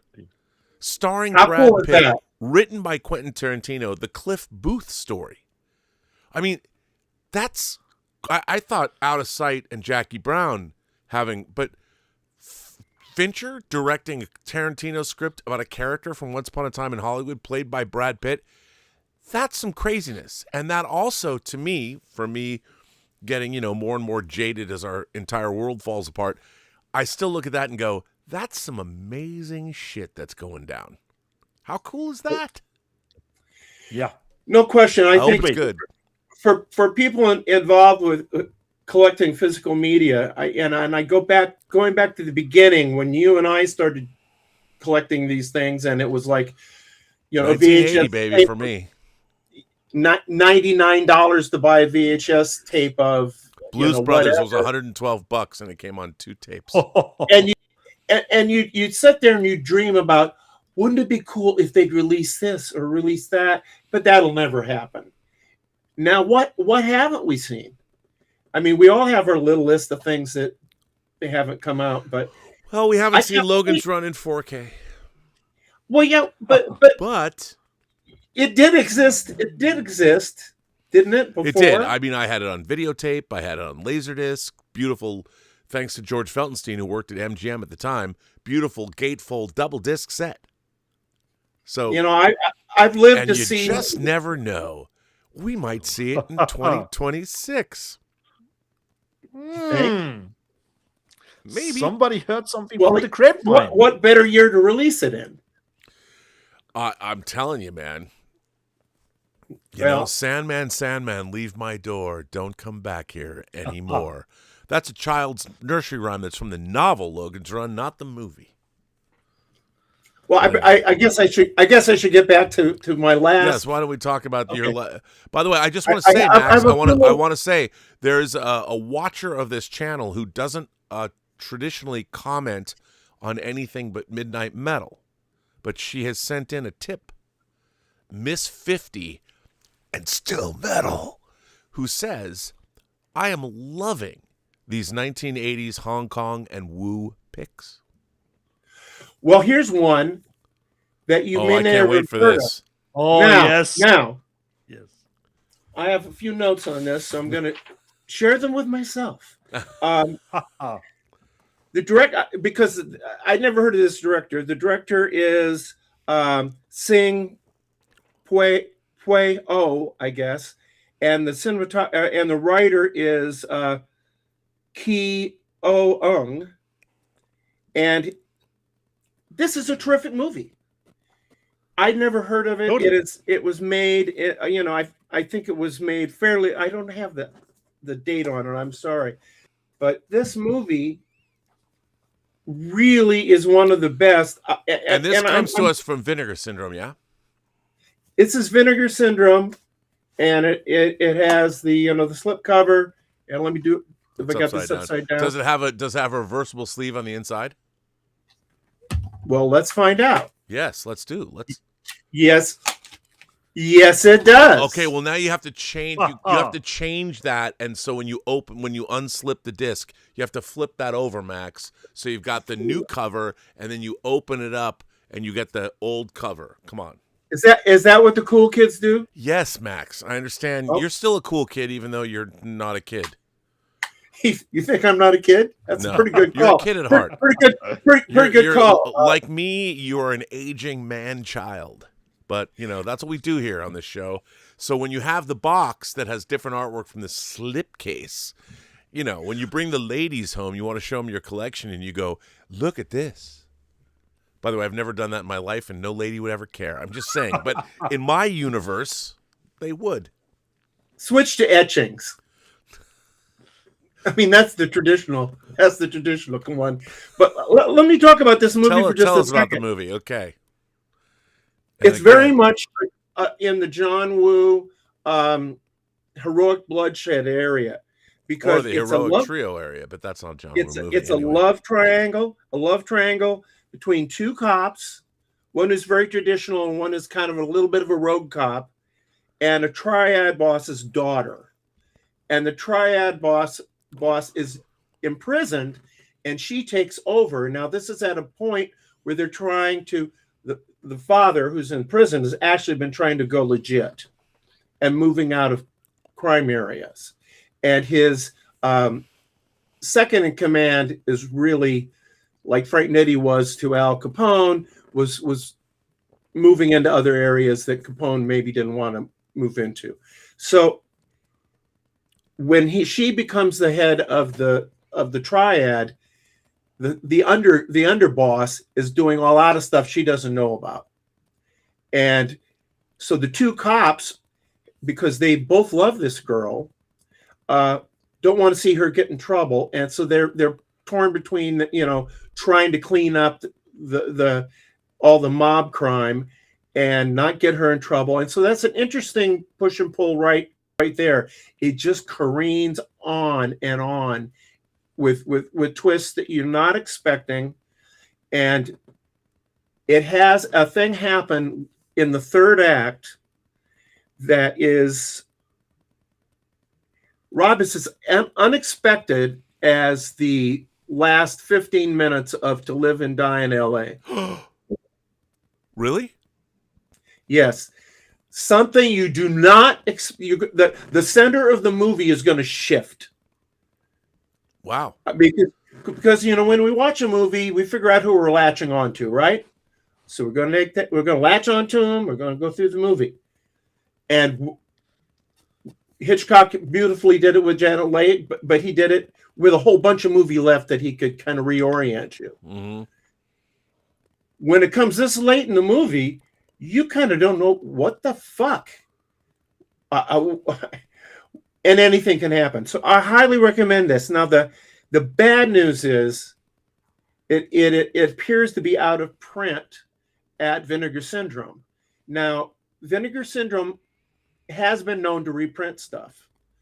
So I would say if you keep an eye on Vinegar Syndrome and their various sales, and they have a bunch of them throughout the year, keep an eye out for this. Or you can get it from the secondary market, probably $35-40. Or in there, people who would sell it to you for $70 because they're just that kind of guy. But you can get this in the $40 range, and it is a nice package with a slipcase, all the bells and whistles. So I'd never heard of this, and it's on my short list of movies I really like. And the guy who is the writer, interestingly, wrote, among other things, In the Line of Duty 3, which is a Cynthia Kahn movie. And Cynthia Kahn is my favorite. Cynthia next to Rothrock, Dieter. Yeah. Cynthia Kahn rocks. Almost Totally, rocks. Totally. And I have that disc too, Max. An Eye for One Eye. It's a good one, isn't it? Yeah. Yeah. And I know what you were talking about. When it goes a little bit into you don't I feel out of the cool kids club? I have to pick that one up, I guess. I haven't watched this yet. I've seen this movie before, but in a not wonderful edition. But a friend of mine from another part of the planet, let's see if I can get this on screen, Mr. Bastian, sent me this, and it's Righting Wrongs, which is one of the best of the Hong Kong Cynthia Rothrock movies. Yeah. And Barb and I will be watching this together. I'll report back to you next week. It's an incredible box, I'll tell you that much. So we'll talk about that next week. You know what's so special about the box, Max? Yeah, it has the two versions, right? Yeah, correct. You should watch the endings are very, very. I could make a really bad joke about the two different boxes you're talking about, but I'm not going to do that because we don't do that on this show. And you can watch the movie on the second disc, and the ending will be random. Will be randomly chosen. Really? Yeah, you don't know what you will be getting, but you should watch, the original version first. It's like Clue. It's like Clue, right? Because they have, I think, three different endings that you can get. It is a beautiful box. It's very kind of you to send me. Vinegar Syndrome was the box set was great too, but the 88 one has that little special feature where you would get randomly an ending. Well, with the same. I'll talk about this next week. This will be on my list. I have a couple. I want to just add a couple of things quickly, nothing long, but just recommendations. This is the box set of the Alec Guinness stuff. It's wonderful. This is Kind Hearts and Coronets, The Lavender Hill Mob, Man in the White Suit, and Lady Killers. And these are mostly crime movies. Man in a White Suit isn't quite a crime movie, but they're crime comedies. Well, comedic. And they're Ealing comedies. It's Alec Guinness. These four films are four of the great comedies of all time. That's a hard agree. I tell you, Kind Hearts and Coronets is a great dark comedy, great black comedy. Man in White Suit is kind of its own thing, which I won't try to characterize. Both Lavender Hill Mob and Lady Killers are, terrific comic crime movies where you really, with lovable heist men and some great people in the cast. In the Lavender Hill Mob, in addition to Guinness and who is the co-star of that?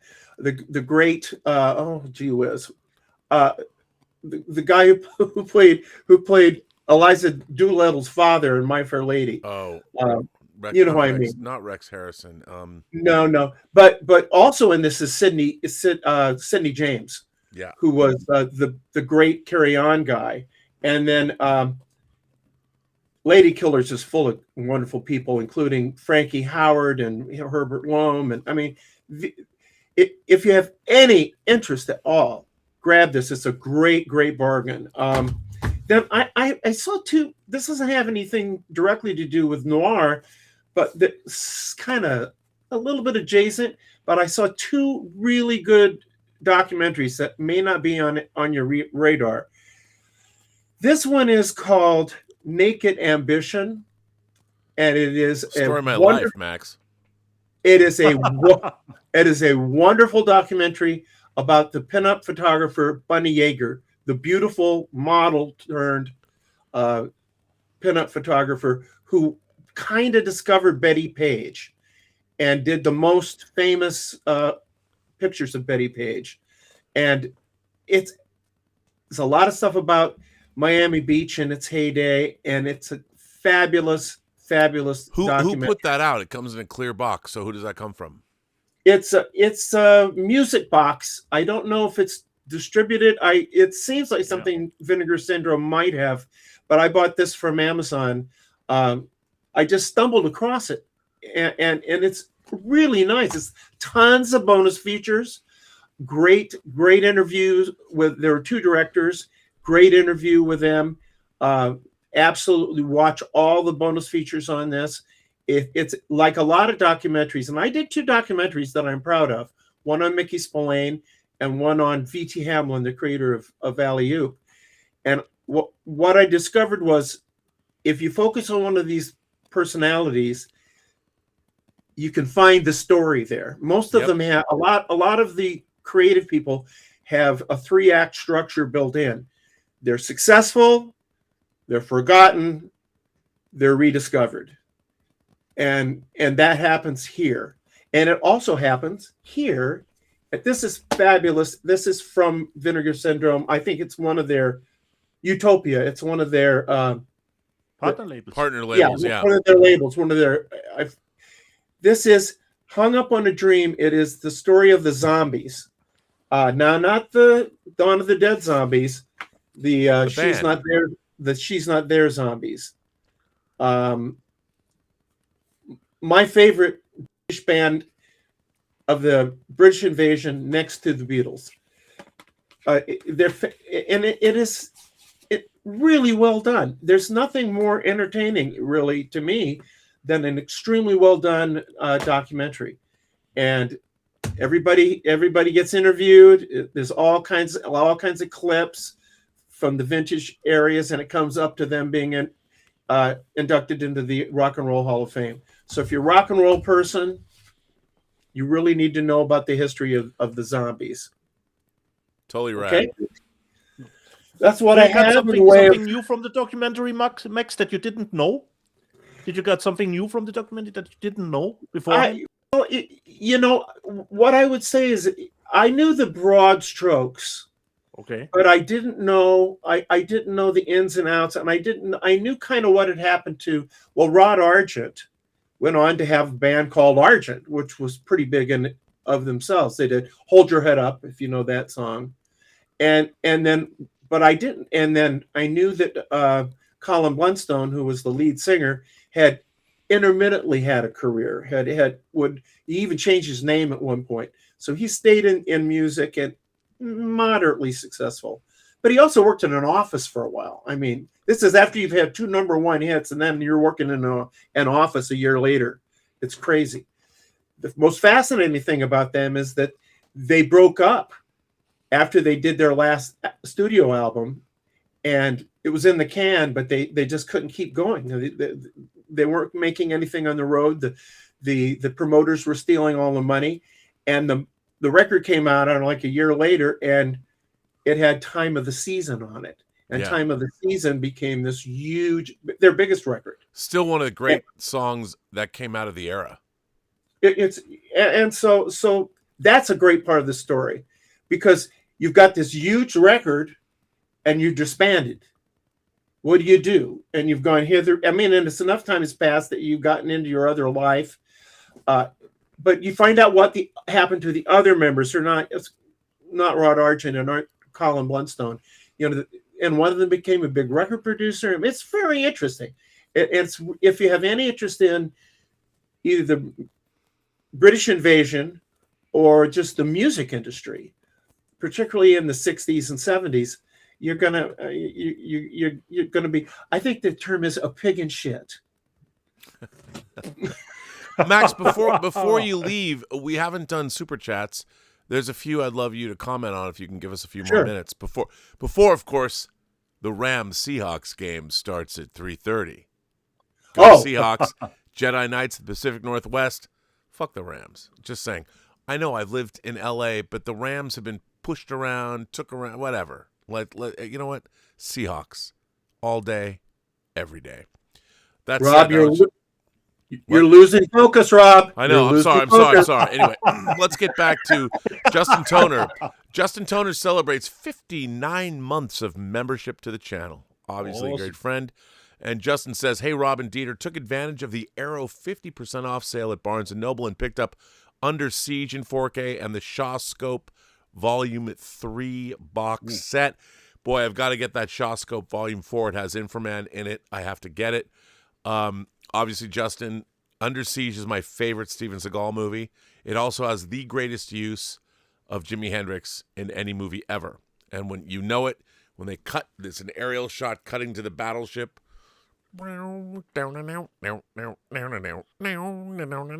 It's so good. Anyway, I don't mean to try and even remotely do what Jimi Hendrix did, but Steve, I made the same purchases. So good, right? The Shaw box is like $99. Yeah, I know, it's so good. I had that one already. I need Shaw Scope 4. No, I mean the 4. I'm talking about the fourth one. Oh, I got to get the fourth one because that's the one I want the most. I haven't got it yet. This week, I'm going to do some ordering. My son and I watched Inframan, Super Inframan, or whatever it is.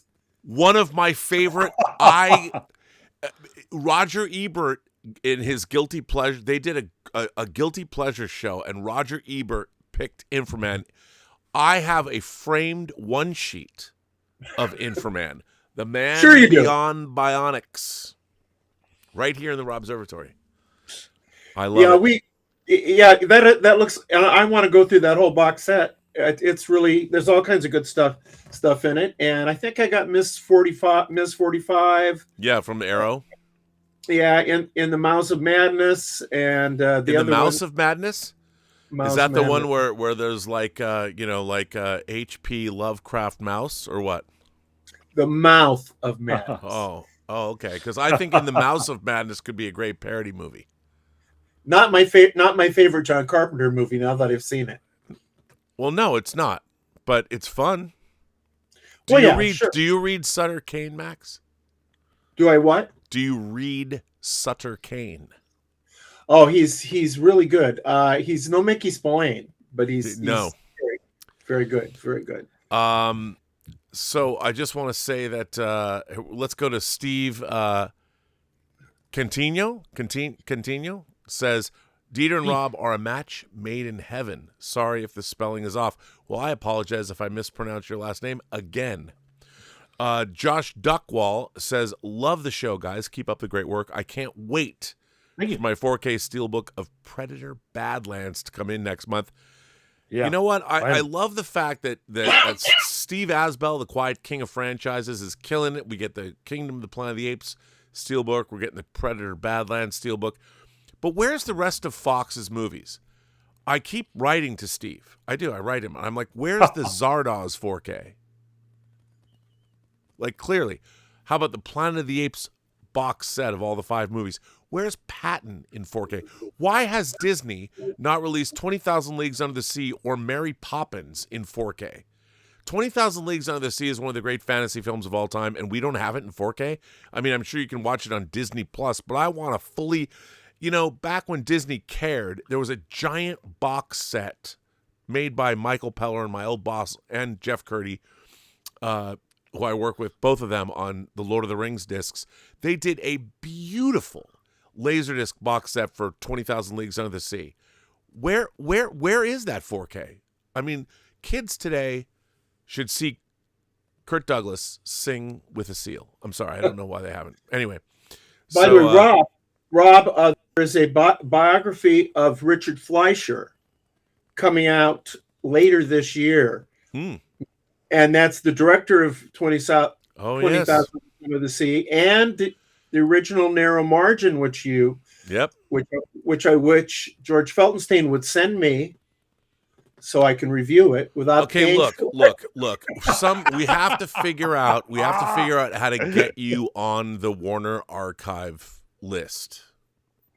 I know. I mean, you're already working for Kino Lorber, and you know what I didn't show? Okay, I've got to get this. I have to find this.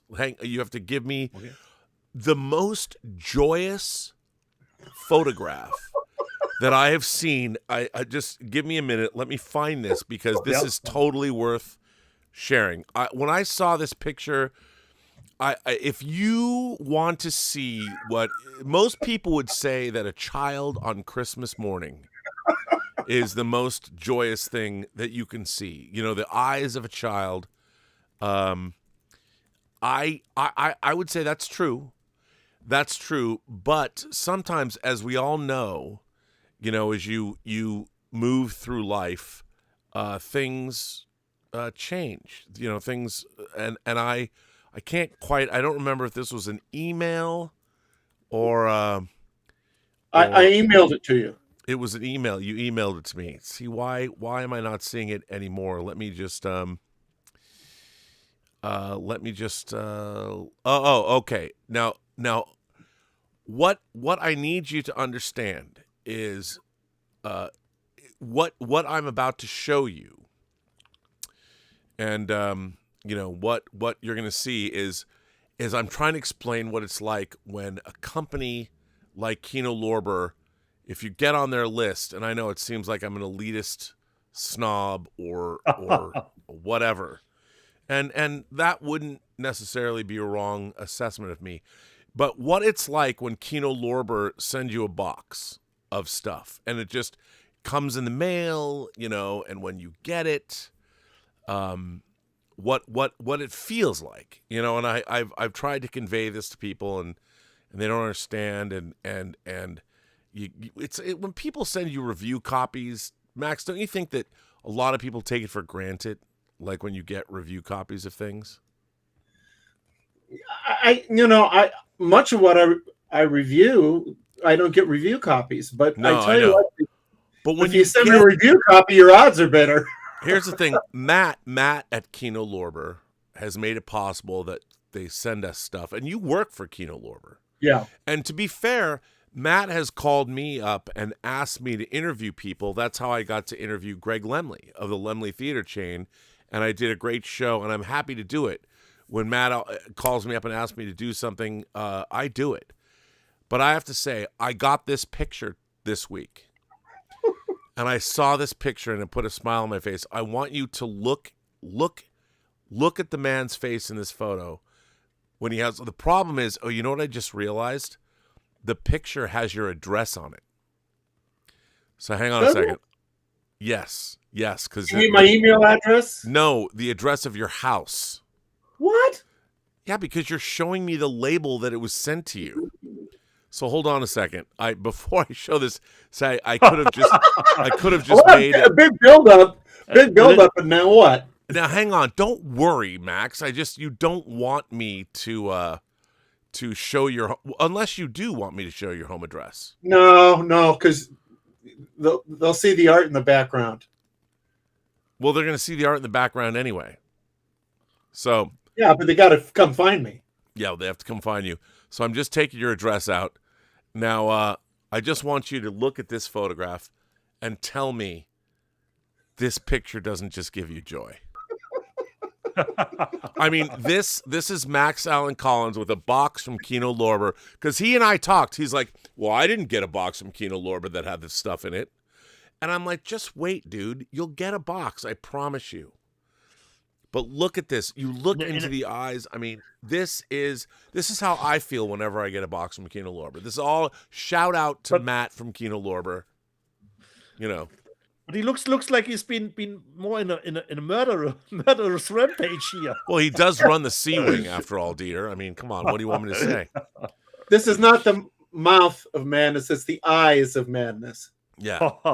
But does that this picture gives me so much joy. I can't begin to tell you how joyous I have to it was. tell you too, the camera angle, and that's Barb's fault, but the camera angle doesn't show you that box was big enough for you to have did. bought Hang on a second. Yes, it did. I just cut it out because your address is on that box. I mean, it was big enough for an old-fashioned VCR to have been shipped to me. Okay, I know, but I'm happy to. By the way, I'm happy to show I thought the composition on that photo was masterful, and at the last minute, I just realized your address is on that picture, so I cut it out. I thought your wife did a fine job. There you go. Okay. There you go. I'm happy to show the full thing, and I can't wait to see what people will send you or ask you, because Major Chai Chai wants to know where can she send her book to have you sign it. Well, you took the address away. Okay, well, is that what you want me?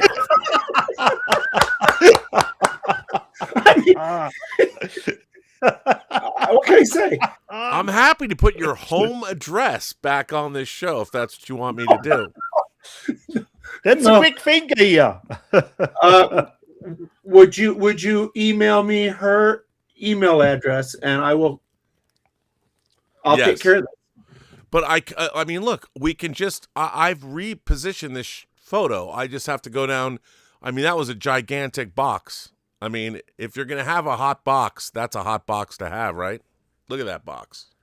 Well, I have to explain that they did skip me for a week or two, and Rob was kind of telling me what he was getting, and I wasn't, and I was in withdrawal, and so I wrote the gentleman at Kino and said, is there any possibility that you make sure I'm still on the list? And like, I don't know, the box was on my porch when I finished the email.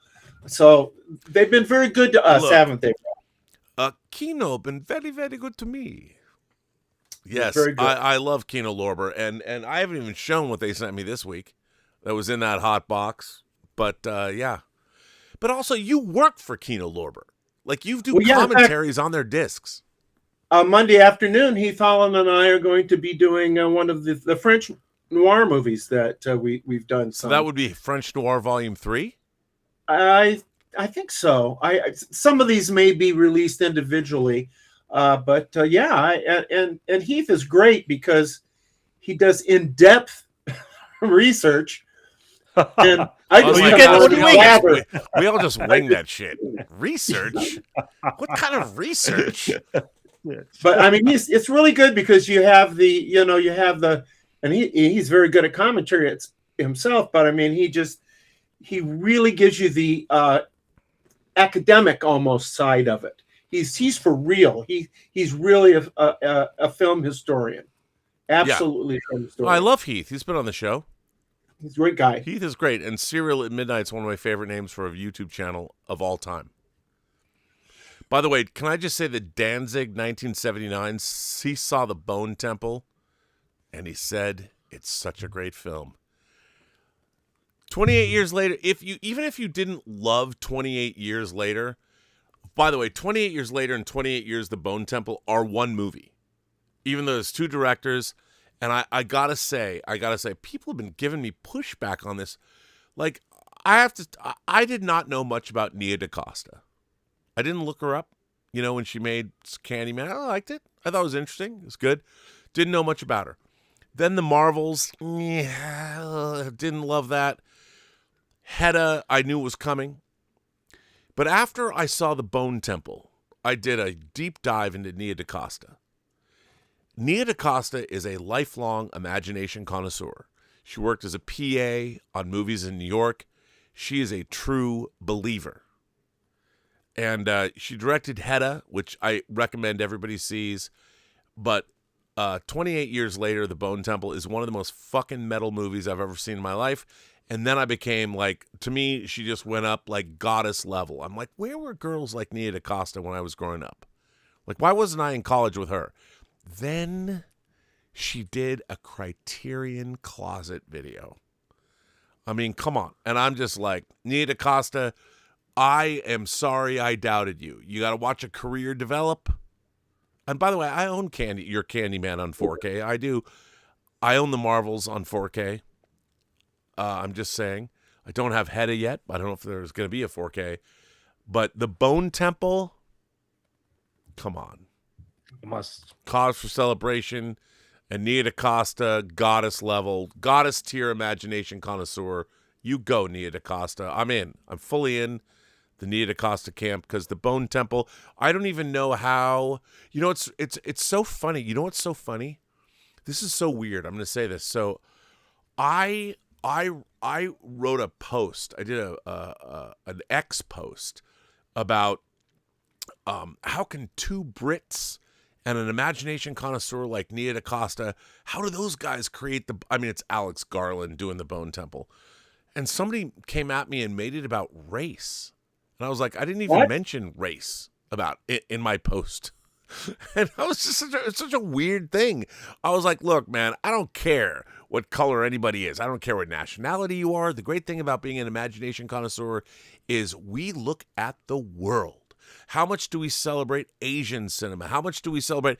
We're the first people that brought the world. Dieter, what do we bring the world? African Kung Fu Nazis. African Kung Fu Nazis, who we even got a letter from the people that made that movie. And where's the sequel? Where's the Turbine Media book for African Kung Fu Nazis 2? We do not discriminate. This channel is about the worldwide access. We want cinema from everybody. We don't care what color you are, what religion you are, what we don't care what your politics are. What we want is great cinema. And you know what? We look at cinema at scale. You can spend $1 or $100 million. We will watch your movies and we will sit here and extol the virtues of what you've done. Because even if you don't have all the bells and whistles and you can come up with African Kung Fu Nazis, we will support you. And for those people that are asking, what the hell is African Kung Fu Nazis? We would say to you, how do you not know? How do you not know? Justin Toner would say, where's my copy? Because I haven't got it. Well, it's still sealed, sitting on a shelf with a Post-it note that says Justin Toner on it. But if you haven't seen African Kung Fu Nazis, you can look. Isn't there a trailer on YouTube? Yeah, certainly, Rob. Yeah. And I wasn't even aware that, like you told me, there will be a sequel. That was the greatest thing. And that's I think we are. So don't come at me with weird. I don't understand. Great cinema is available the world over. This is the great thing. You will sit in a darkened theater and watch it.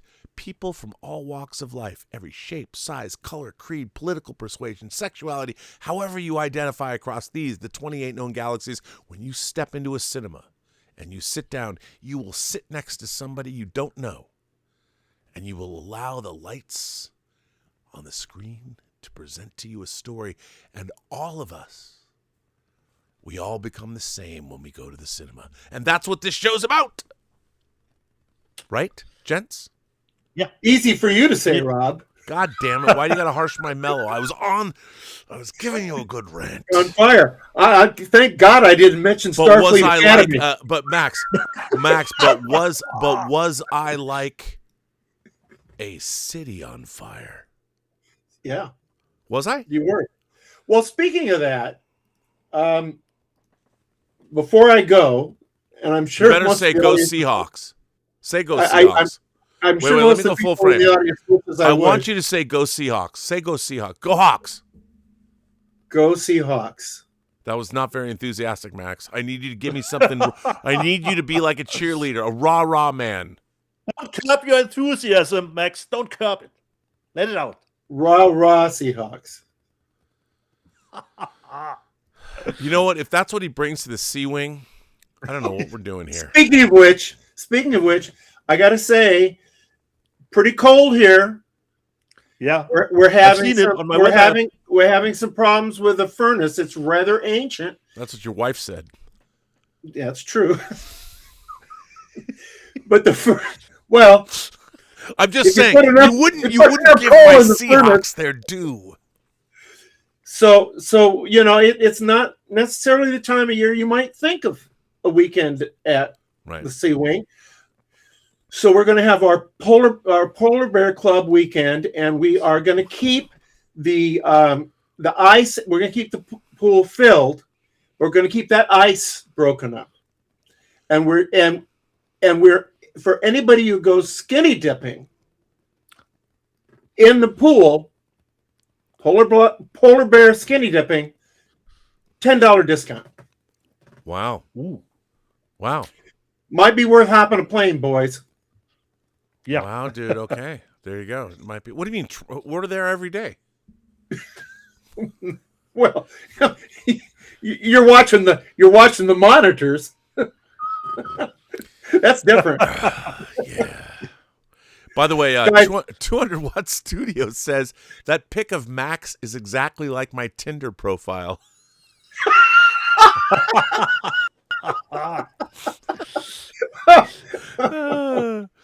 I can't top it. Thank you for having me. By the way, wait, hang on. 200 Watt Studio says that pic with the scissors reminds me of a date I once had. And 200 Watt Studio says, so Arrow is releasing 2010 in 4K in April? Are they? All I know about 2010 on 4K is that in Kentucky they have a big horse race. And I drink whiskey from Kentucky. That's all I know. Can't say anything, about that. Although I will say this. In For All Mankind, season 5, there's a whole subplot about arrow breaking. I won't say what they're arrow breaking, but clearly they watched 2010. Just saying. I have a confession to make before I leave. Uh-oh, what's that? Because of you two gentlemen, and also because I watched that damn fool Crusader. Uh-oh. I have bought the 3 Arrow dollars film. I'm not responsible for But that, did you Max. get the box sets? Well, that would have cost me a couple $100 easy. Yeah. But I upgraded. Come on, give me a little credit. Okay, I that's upgraded. fine. But anybody can get those single Bus discs. mix. It's fine. Well, I'm It's not just better covers. anybody. I'm Well, somebody. Max, on that note, we're happy to have you. And if there's not enough coal in your fire, we get it. But that doesn't mean you shouldn't buy Max Allen Collins's The Return of the Maltese Falcon. On two screens.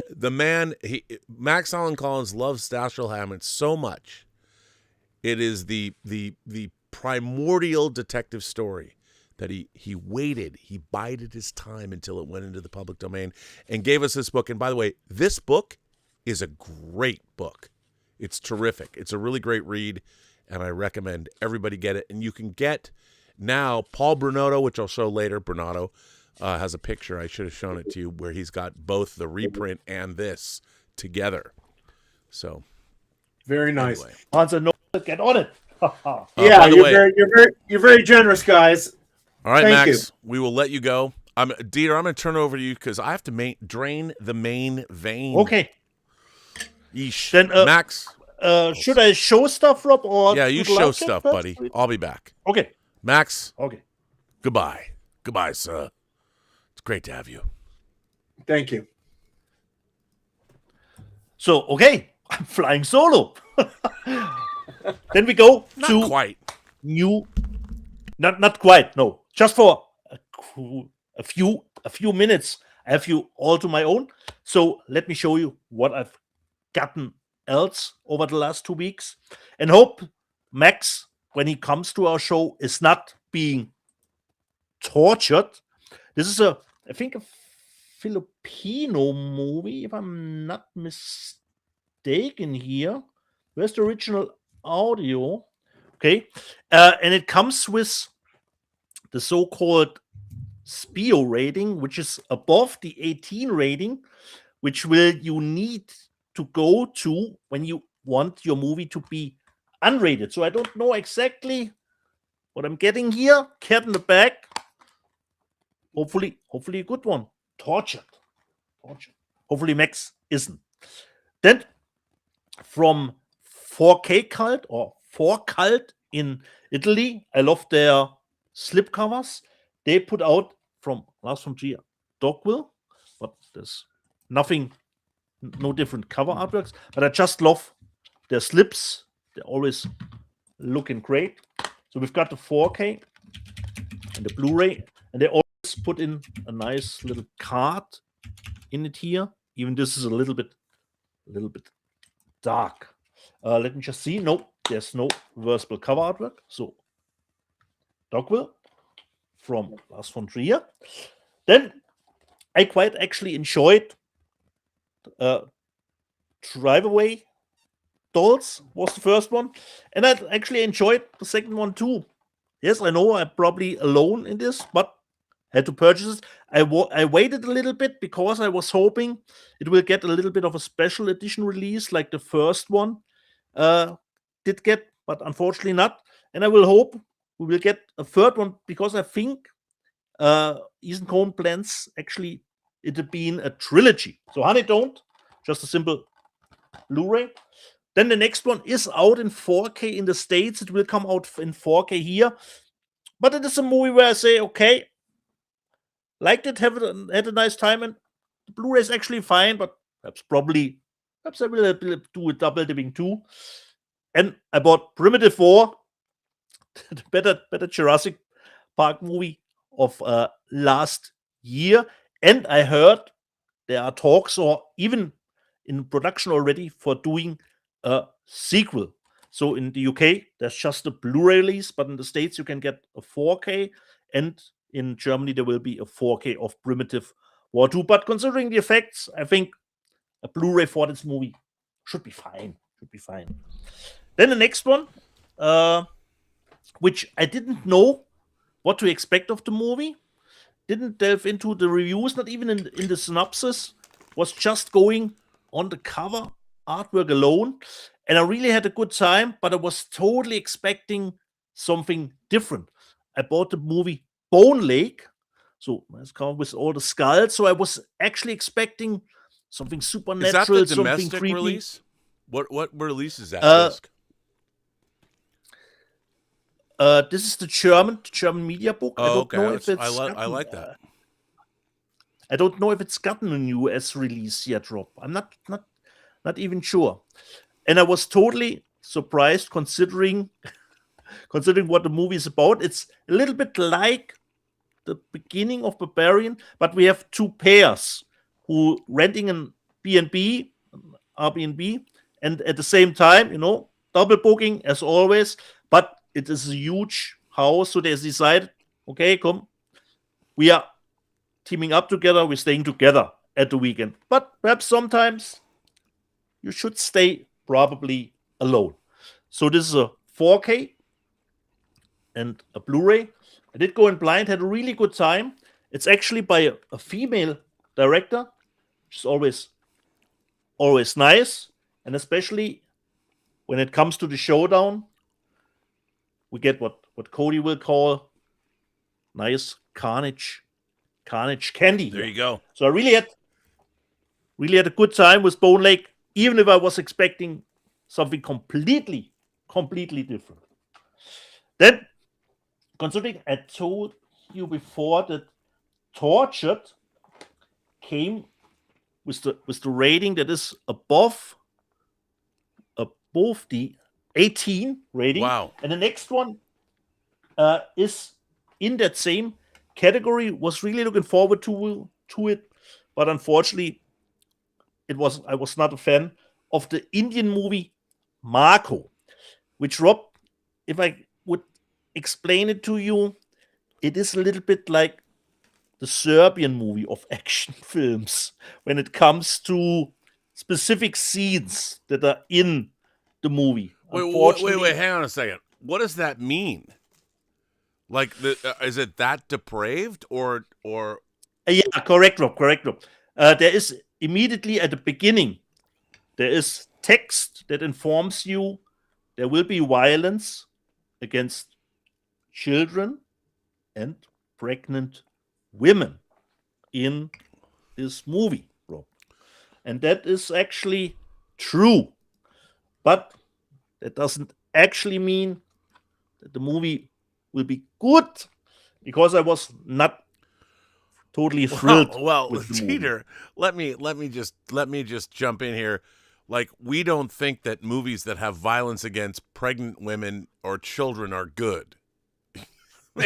Like, I just want to say, like I can understand it's truly exploitation for the sake of exploitation. Correct. And that was the hype around that movie, Rob, considering the violent stuff. So I was going in, but considering the action, Rob, like those modern movies there's a lot of CGI in it. Considering the shootouts, they have a Warner in a staircase. Stairwell. In Indian cinema is catching up, but I think that the thing about Indian cinema, and I like a lot of Indian movies, verisimilitude is not their strong suit. Exactly, Rob. There you go. And especially considering. I think that's what our hero has to go through. I can watch a movie like Robot, or I can't even pronounce the name, but a movie like Robot, or like RRR. Somebody like Chris Gore will watch. Like, I enjoyed RRR, but like John Campea couldn't get through it, and I totally understand. I totally understand that, Rob. When you're looking at RRR, because physics don't matter, reality doesn't matter. Don't matter. So when you're watching an action scene, to me, the people that would have really appreciated a movie like RRR love like anime, and you can deal with, even though that I like the anime that I love. I mean, I love Gundam, and I love things like Akira, or like Pluto that came out in 2023, which I thought was a masterpiece, or Satoshi Kon, whether it's Paranoia Agent, or why am I drawing a blank on the one I just got? What did you just get? Perfect Blue. Those are the kind of things I love. It's hard. While I can appreciate RRR, it's difficult to feel the impact because nothing matters. Physics don't matter. So you can't, if somebody's going to fall over a 1,000-foot cliff, you don't fear for their lives, because like some bird will come and pick them up in mid-fall and drop them off somewhere, and they'll live. And that is a sensibility. It's a style, and it's a sensibility. And unless you've learned to like it, or learned to watch it at scale or at context, it's difficult. And a lot of Americans can't deal with Indian cinema for that reason. And that's why we get so little of it in this country. We just don't get a lot of. You have to go seek it out, or go to where Indian communities are. And the good one, Rob, as another example, was Kill. Kill was great. Kill was great. The movie on the train. On the train. Because Marco was unfortunately not. Yeah, I mean, but that's the interesting thing. It's truly a cultural sensibility. I've loved like the Satoshi Ray, the Apu trilogy.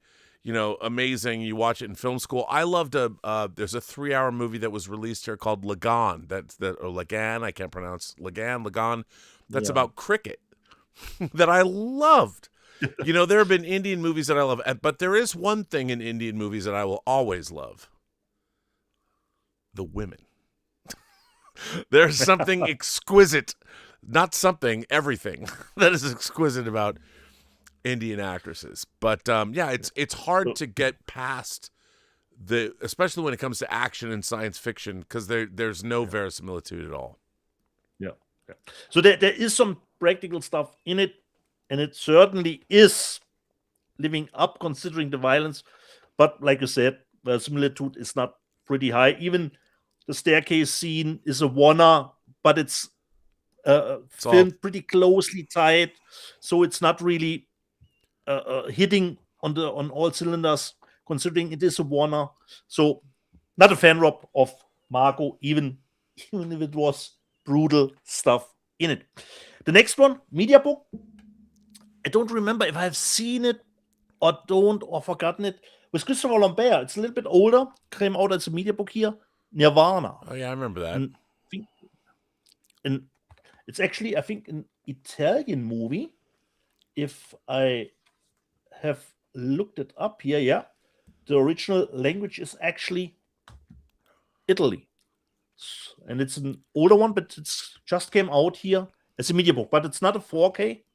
It's just a Blu-ray. And it should be, Blu-ray and a DVD. Okay, DVD is in the front. Blu-ray is in the back. Nirvana with Christopher Lambert. Let me just see. Can I see from when this film is? I think it was before 2000. Nirvana. The future is only a game. So a little bit of my second horror. I give it over to you. And more to come. There is an article that came out this week that was on, I always look at Medium, because Medium is a place where anybody can write. So I always go to Medium as a place to look for what people are saying from all over the culture. And there was an article on Medium that I'd like to read. And here's the article. Why physical media is important. Rafiq Hilton wrote this, or why Netflix might be the Antichrist Peter Thiel is so fervently looking for. As Netflix announces its proposed acquisition of Warner Brothers, yet another brick is placed in the wall of non-physical media that surrounds our lives. Sure, the deal will take months to complete, and the effects on Warner Brothers HBO's content, I'm starting to develop a particularly loathing for that word, might take longer still to manifest. But any of us who covet art in the form of real things, records, DVD, actual paper and ink books, would be willfully misleading ourselves and others to call this anything other than a sort of military coup for a world where we own what we want. Put it this way, Netflix is already known for begrudgingly allowing short and often limited runs for their theatrical releases. It is really that likely that they will keep this old established Hollywood studio as anything other than a streaming-only service.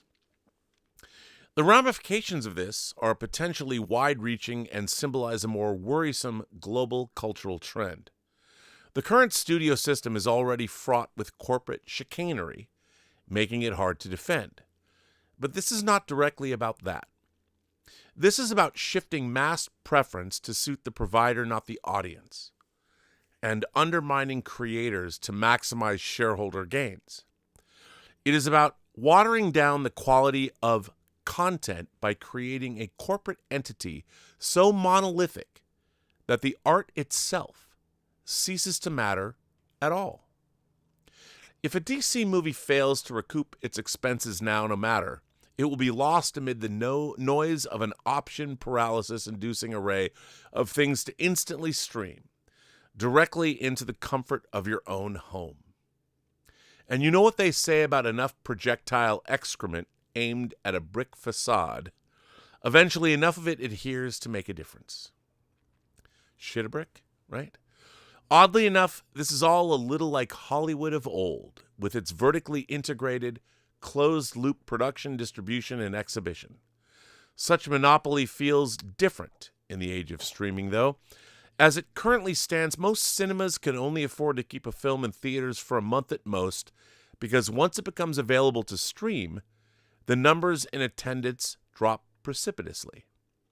Barring rare exceptions, this has become the norm, and studios struggle to find formulas that work financially within this, losing out on back end of the market with no physical media to sell anymore. The landscape for theatrical exhibition looks bleaker by the day. Once the likes of Netflix own more theaters, they have total control of what we see and how we see it, and I cannot envisage that being to the benefit of filmgoers. Echoing the words of Danish social democrat Ada Auken, writing for the World Economic Forum, in the future we will own nothing and be happy. I am simply Grandpa Simpson, hollering at the sky. Am I simply Grandpa Simpson's? It seems too easy to sweep aside such gripes in that way. Things change, I know that. The difference here is, as mentioned, the change is directed from above, not voted for by the consumer, though Ted Sarandos will dress it up that way. The phenomenon in movies is comparable to what has happened with books and music. Last month, The World and his wife were telling anyone and everyone they're Spotify Wrapped for 2025. This method of music consumption has, in my opinion, all but destroyed the listener experience, because now you listen to playlists or individual songs, rarely a full album, as was the case years back. Everything is digitized and compressed. There is no price tag, no packaging, and no album artwork.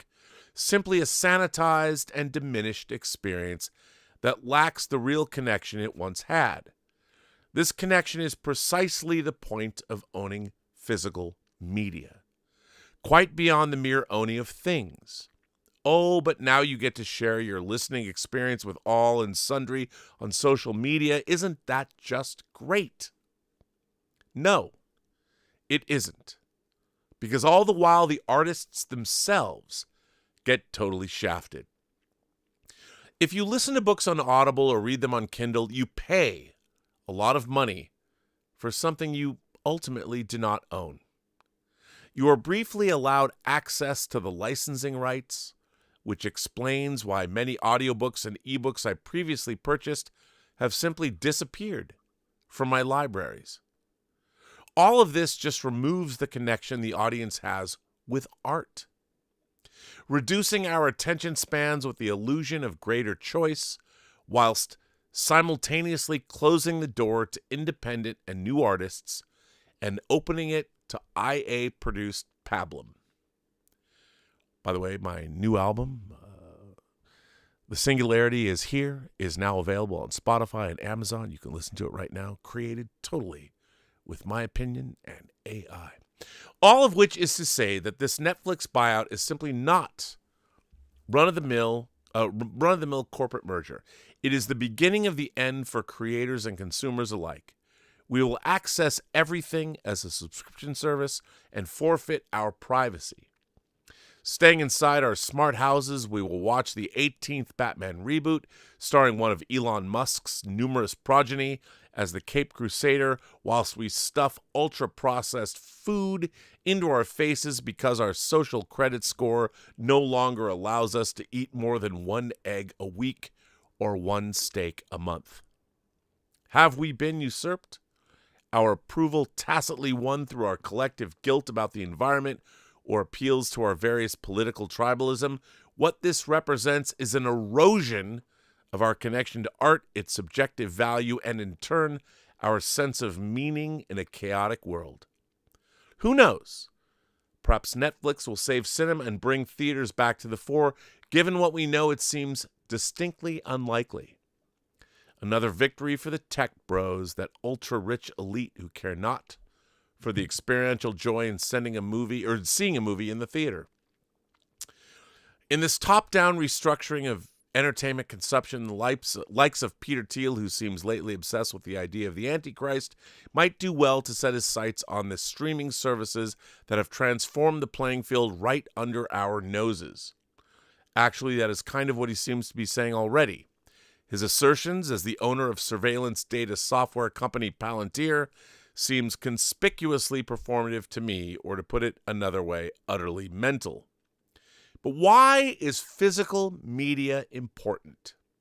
Surely, doing away with all this stuff streamlines our lives, and benefits the environment?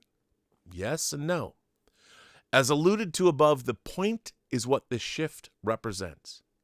The cinema-going experience in particular exemplifies how this collective experience of art is also deeply subjective and utterly unique. Watching a movie in the comfort of your home with an enormous plasma telly, surround sound, and the lights turned down is really cool. It is not the same as the enveloping one experiences in the theater, an immersion that cannot be recreated any other way, even before you say it on a VR headset. So is that it? Are we entering the terminal phase of art and audience? There has been some backlash from filmmakers, but how far this goes remains to be seen. I would love to be optimistic, but in an age where the ubiquitous smartphone seems to have replaced everyone's attention spans with apathetic nihilism, I find that ever more challenging. In the meantime, if anyone needs me, I will be arguing with the people around me about whether the video is in fact AI or not. Either that or packing some essential belongings and heading off to live in the woods. So that was on Medium. I did not put the link down below. But Dieter, I wanted to say this. One of the things about owning your favorite book, or your favorite movie, it's kind of a statement. And I think you know this as well as I do. When we get something in the mail, when I get a Second Sight box, the experience of it, the smell of it first hits you. Yeah. The whatever they use, but then when you get it, and we saw Max, so Max, and when you open up a Second Sight box, you slide, you can feel the vacuum suction of air in one part of it, and you slide it open, and you feel the scent of it, and you look at that. Look, one day I'm going to know the joy of having that Possession box set. But when you look at it and you see the digipack, as you say, you see the box and you see the special features, like it's a 3-process thing. You open it up. Everything about that Possession box set, everything Second Sight does, those people are thinking about all of it. They're thinking, when I saw my favorite physical media release of all time, the Second Sight Dawn of the Dead box set, you look at it and you think about the thought they put into that. They spent years thinking about that box set, how they were going to lay it out. They had people paint new artwork for it. They went through every aspect of it. Now, of course, at the heart of it is the 3 versions of Dawn of the Dead they included: the Argento cut, the theatrical cut, my favorite, cut, and the Romero's cut. But they added all of this stuff because they understood. Now, yes, you can say the real problem with all art, movies, novels, they've fallen in stature with our world because everyone now is producing their own content. But eventually, I felt this because I've been doing this for 10 years now. This is my 11th year. April 14th will mark my 11th year on YouTube when I first got asked to come on by John Schnepp. But I have learned in a decade, it becomes tiresome at the end of the day. And what it's made me want to do is return back to what made me want to be on YouTube anyway, to talk about what I love. I think this episode already has shown we love this stuff. And what we're doing is celebrating the work of others. And when you can have something in a place and own it and put it on your shelf, what that does for you is, one, you have to go out and get it. You have to seek it out. You have to get it and buy it. You have to know enough about it that, oh, I've got to have this. And when you get it, what it means is you are showing your appreciation to the work of not only a director or an actor, but all the hundreds of people, if not thousands of people that worked on that particular thing. And then you have a totemic representation of it in your physical media. You put it on your wall, or in your case, I don't know what you put it there. I have no idea what it looks like. One day I'm going to come to your house and find out. But you do that, And you have a Me, collection of afford that, Rob. I know, right? But you have a collection of things. Like, I'm surrounded by a bunch of stuff. You know, I once went to Josh Olson's house, who wrote History of Violence, who got a Criterion release last year. And I filmed him in his closet, which is very much like the Observatory, similarly, same shelves and all that. And when he walked in, he said something interesting. He said, "Welcome to my mind." And that always stuck with me, because what he meant was all of the things in this closet, all the physical media, all of the omnibuses, are all the things that he loved, you know, and inspired him. And you could walk in, and it was a physical manifestation of everything he'd been thinking about that led him to write an Academy Award nominated screenplay. So that's why I think physical media and everything we collect is important. Because it's a way that we define even the bad cat in the bags, Rob. Well, I mean, that's the whole thing. We hope it's going to be good. Even the bad things represent us. Yeah.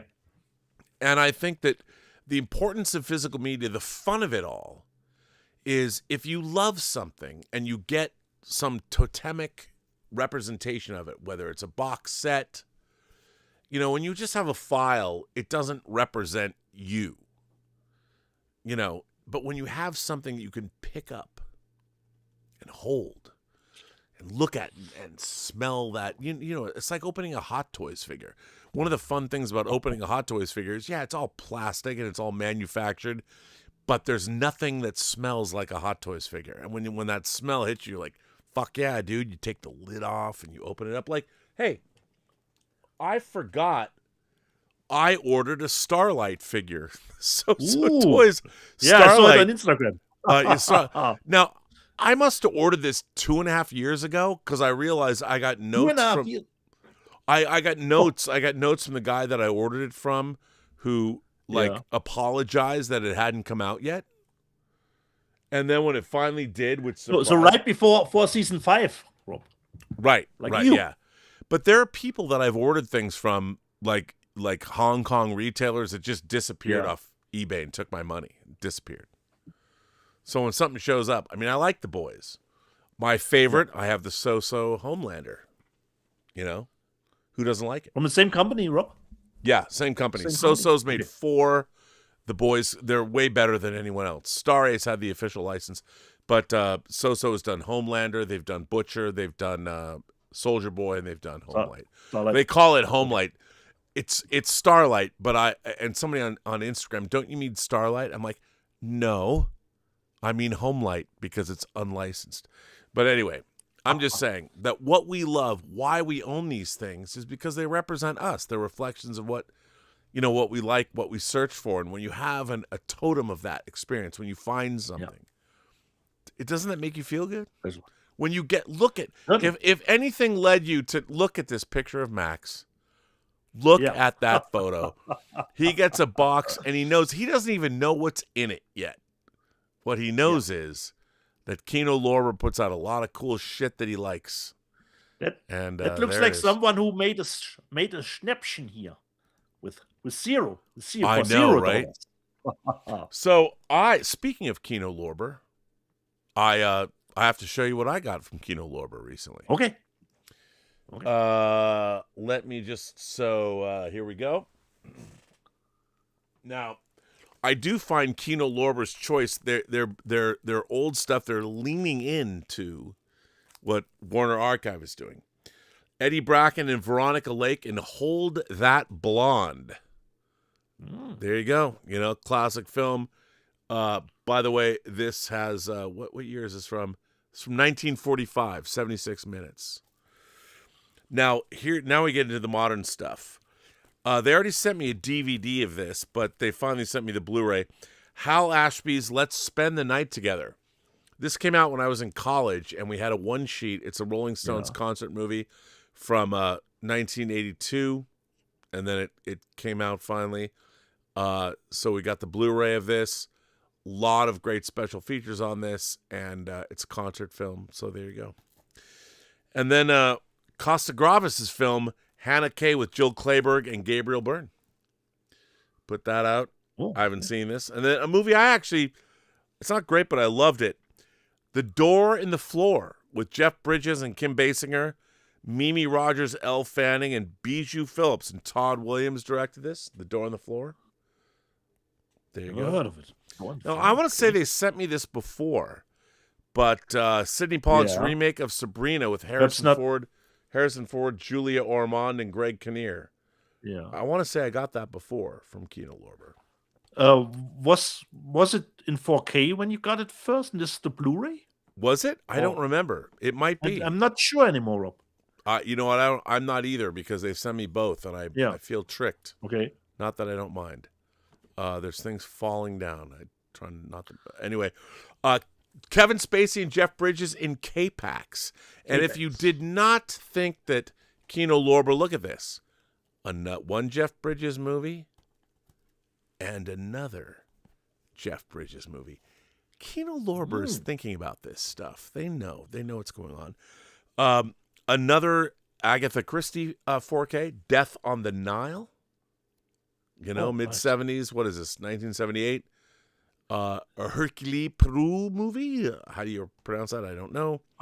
Now the look. Kind of like, Dante's Peak and Volcano came out. I gotta say, I'm more of a Volcano guy. It's 20th Century Fox. No, Rob. You like Dante's Peak better? Yeah, certainly. What do you mean, certainly? It's Dante's Peak. Okay. It's the great chemistry between Linda and Pierce, at the peak of their game. Yeah, but I live in Los Angeles, and the idea that a volcano is going to erupt. And I have to say, Rob, I haven't seen Volcano in a long time. So I need to refresh my memory. But Dante's Peak didn't leave my memory. All right, well, okay. I understand. Okay, so, Volcano is about my neighborhood. Yeah. And as a child if someone said to me, Rob, if you could live in a place that a gigantic volcano would erupt, would you live there? I'd be like, hell yes, I would. And that's what Volcano is about. It's about having a volcano start in your own backyard. I used to live around that area, like literally blocks away from the corner of La Brea and Wilshire. So I love Volcano. But Dante's Peak, there might be some issues with the sound. We don't know. The picture. Not heard about it. Twin Pix asked me about this.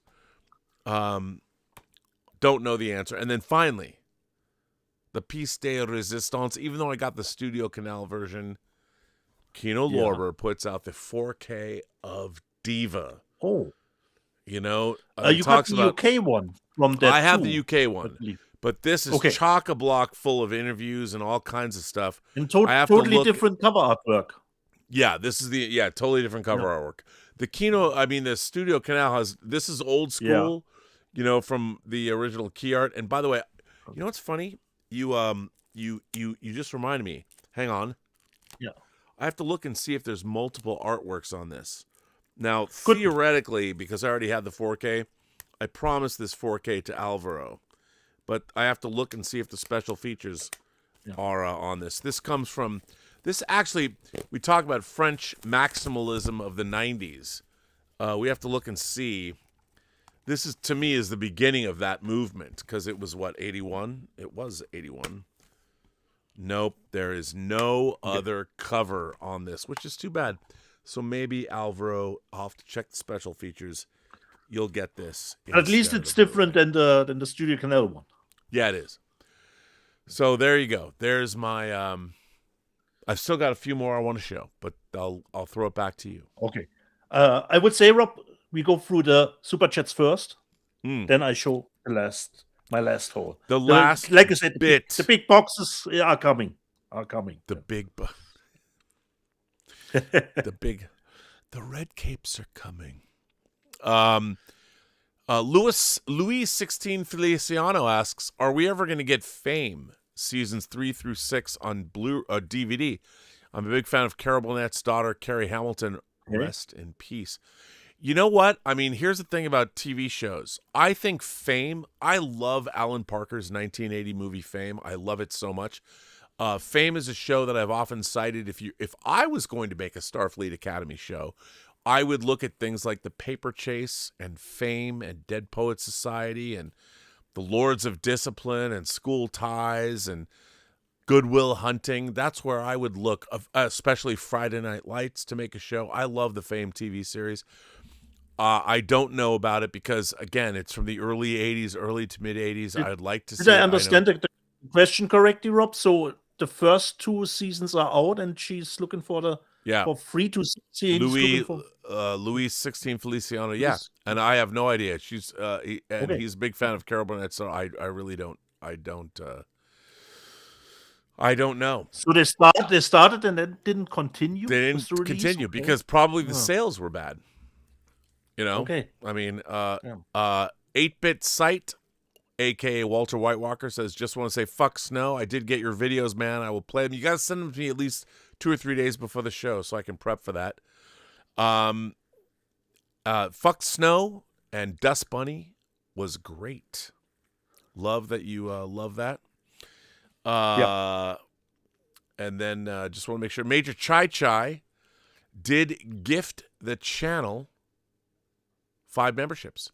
And Danzig 1979 asks, what are the chances of a DS9 re-release and restoration? Well, it took Next Generation. I mean, DS9 has almost as many episodes of Next Generation. It took them 4 years and about $12 million to do the restoration. Deep Space Nine would cost about $20 million, and you'd still need the team. Everybody wants to take standard definition stuff and use AI to upgrade it. That is not the way to go. I'm not a fan of that. If that's all we're going to get, okay, but I'm not a fan. You've got to go back, and you need to go to the original negative they did the way. The Next Generation is the single greatest television restoration ever done. My friend Dave might say X-Files is comparative, but I disagree. So I would say I would go for look. Will they ever do it? Probably not, because somebody has to pay for it, and it's going to cost $20 million. Voyager's going to cost even more. They should have done it 10 years ago, but they'd have to go back in. It's an enormous task. We might get AI upgrades, but I'm not a fan of that. I don't believe in it. So, Louis 16 Feliciano says, back in 2019, it was reported that Focus Features was making a movie on Carol Burnett's book, Carrie and Me, with Tina Fey and Steven Rogerson producing. Pandemic 2020, strikes 2023. Do you know some info? I know nothing about that. I really don't. I don't know anything about it. So I can look into that, and maybe I can look, but I would say a lot of things probably got derailed, so I'm sorry about that. Secular Monk asks, how did my lecture on AI go? It went well, although really well. I spent a long time doing the outline, but Elizabeth wanted me to be more hands-on, which we wrote a whole song, and it was amazing. I'm going to talk about that later, but it went well. And also, Secular Monk says, go Hawks. The Real Thomas Logan says, Bobby, thoughts on Giamatti's Noose Braca having the Kurlan Nascos on his person in the trailer for Starfleet Academy Episode 4? Did Braca father Jim in the future? You know what, Thomas? Who cares? You want me to talk about Starfleet Academy? Don't care. They don't even know what that is. The Kurlan Nascos. Nascos. I just don't care. I am out. I'm out on Starfleet Academy. That's the best. I have finally been insulted and abused enough, and it doesn't matter. And at the end of the day, fraudulent creation only takes me so far, and I feel you're trying to trigger me. So, and you have. It is the reason to cancel. Do you know what I can't stand? Do you know what I can't stand about modern Star Trek is they pick and choose these little things and throw them in, thinking they're smart, but they don't really know why they're there. So fuck them. And why they keep. Here's the thing. If Starfleet Academy was a smart show, it's set in the 32nd century, the fact that they refer back 1,000 years to modern Star Trek and all that when they should have left canon behind shows how dumb the creators of that show are. It is a creatively bankrupt enterprise, and that is not a pun. Just saying. 200 Watt Studio says, Dieter, sure it has violence against vulnerable members of society, but don't expect Citizen Kane here. I didn't expect Citizen Kane with Marco. It's true. Yeah. And by the way, don't try and equate that to what's happening in real life. Real Thomas Logan says, Best Picture, Director, Actor, Screenplay, DP nominee Marty Supreme is my favorite of 2025, and it opens in Dolby tomorrow, one night only, and in IMAX January 30th for a 1-week run. Well, that's good. That's, Tom Jr. Jackson, our moderator, he wrote me a very heartfelt letter that meant a lot to me that I read on the show. Tom Jr. Jackson celebrates 62 months of membership. Rob, have you seen the video for Bowie's Starman marking 10 years since his passing? I have not. It represents all the different characters of Bowie at his school. Oh, I did see, you know what, that AI video? I did see that video. So it's interesting. And, that's what AI is kind of best at. I love these AI videos that are like set in one location. They scan around the location and show you what people look like at different ages. And the one thing people say, that's AI slop. But actually, on the other hand, it's also, as long as it stays legit history. And hopefully when people watch those videos, they might delve into actual books or look up YouTube videos and see what people really were like back then. So. But listen, I will turn it over to you, Dieter, and I will be right back. But if you want to send in a tip or a super chat, send it down, the tips in the link or whatever. So go ahead, Dietz. I turn it over to you. And we will get into the bigger ones. We start with Lionsgate Limited.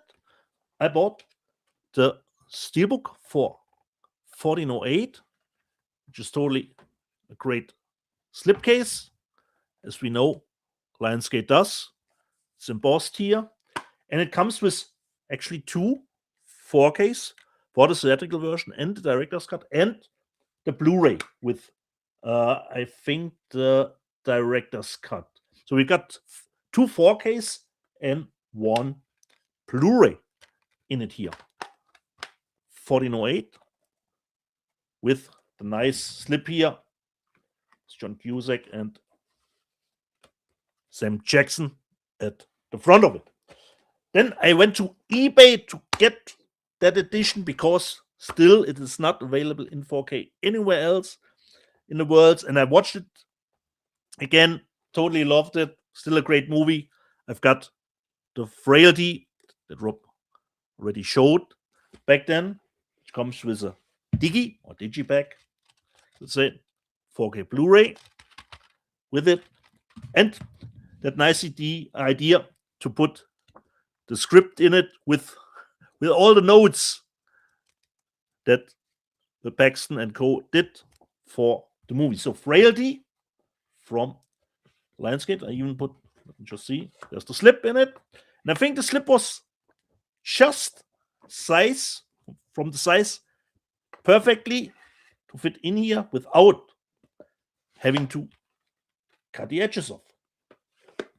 Then we get to the big box sets because I got stuff from Umbrella and the first one, which is all about all contamination. I've got the Tox box. So all Toxic Avenger movies are in it here, including the last one. And I wasn't even aware that there were actually four in the trauma realm. So here we have the first one, and they contain the 4K as the Blu-ray too. So there are actually, I think, eight discs here, or even more. So we've got the first one, of course, 4K Blu-ray. Then the second one, 4K Blu-ray. Then the third one, the 4K is here, and the Blu-ray is in the next set. So we get all the Toxie movies, which, of course, with special features. So here, the new one. So third one, fourth one. So actually 10 discs, poster artwork here in it. A little bit tricky here. And we have some lobby cards. I think they are mostly, let me just see. They're mostly tied to the new one. So this is for the new Oh, not all. Oh, okay. Here we go back to the classics. To the Troma classics. Third one. Okay. All the toxic goodness that you can want. And we have, of course, Mutant Mayhem, the complete Toxic Avenger essays and behind the scene. And what I always love, if they do poster artworks in the booklet and the ending, we have, of course, more of the last one, the new one. So the Tox box from Umbrella. Let me just put that back together because I have other box sets to show, and if I don't put it back together neatly, it will be total chaos. And the other box from Umbrella, which is already out, not as a box set in the States, but as a steelbook. But this is a little bit of a bigger, chunkier box. We waited a long time, but the rights finally referred back to him. I've got Dogma from Umbrella. So we've got Nice. a slip here, the outside, and it does not contain a steelbook. So if you're more of a steelbook fan, you can go with the Lionsgate Limited. Here we have a O-ring for Dogma. Then it comes underneath. Here it's a nice Jesus symbol here. This is the back of the slip. Then we have the 4K and the Blu-ray and poster in it. But the Umbrella box is a little bit bigger because it features, let me just see, a really pretty thick book. Comes a little bit. The umbrella version also has a documentary about the visual or the physical effects where Vincent Gastoni is in. Yeah. So you've got those nice essays here in the book. And wait, that's what's not all. And of course, we have some artwork cards here too. So this is one of, I remember this cover from the DVD days. So, Dogma. So, rip. Japanese one here, pretty cool. Dogma. So finally, but I haven't gotten around to giving it another watch. So I would just assume that transfers are probably the same. Just assuming. So just a normal standard emery.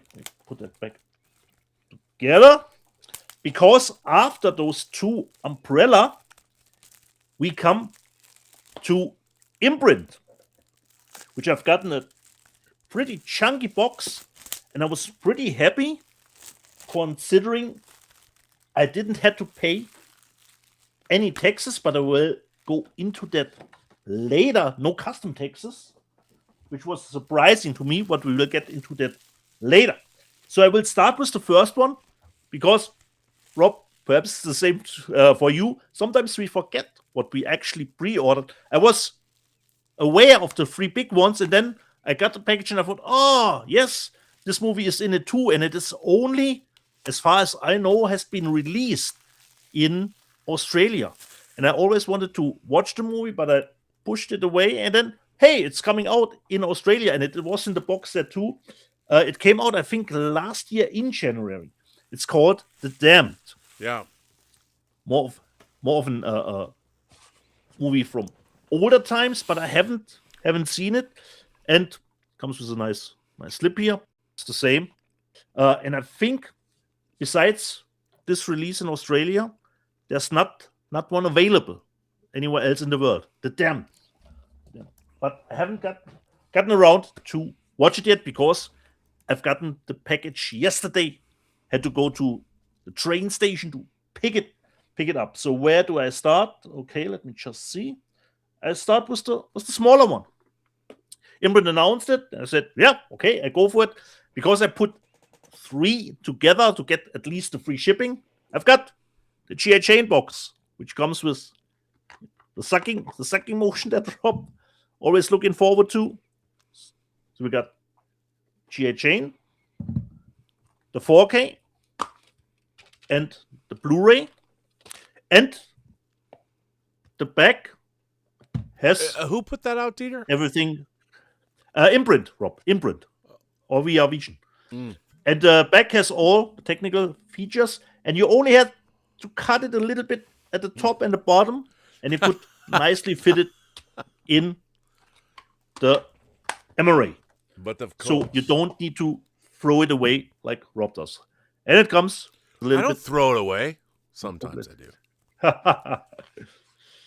And it has a little bit of a book in here too. Oh, but it's little, very, very small written here for the movie. But I haven't seen it in a long time. So I've got GI Chain, and I detected, Rob, on the side of the box set, there are numbers. So I'm just missing, Rob, over 400 titles from Imprint to get full collection. So GI Chain, the first. Wait, did that wrong. So here, GI Chain 2. Can't wait to see you. Then the next one, Rob has as a Kino Lorber version in 4K, and I think you need to help me out, Rob. I think you said you actually prefer the theatrical version, but I'm not sure anymore.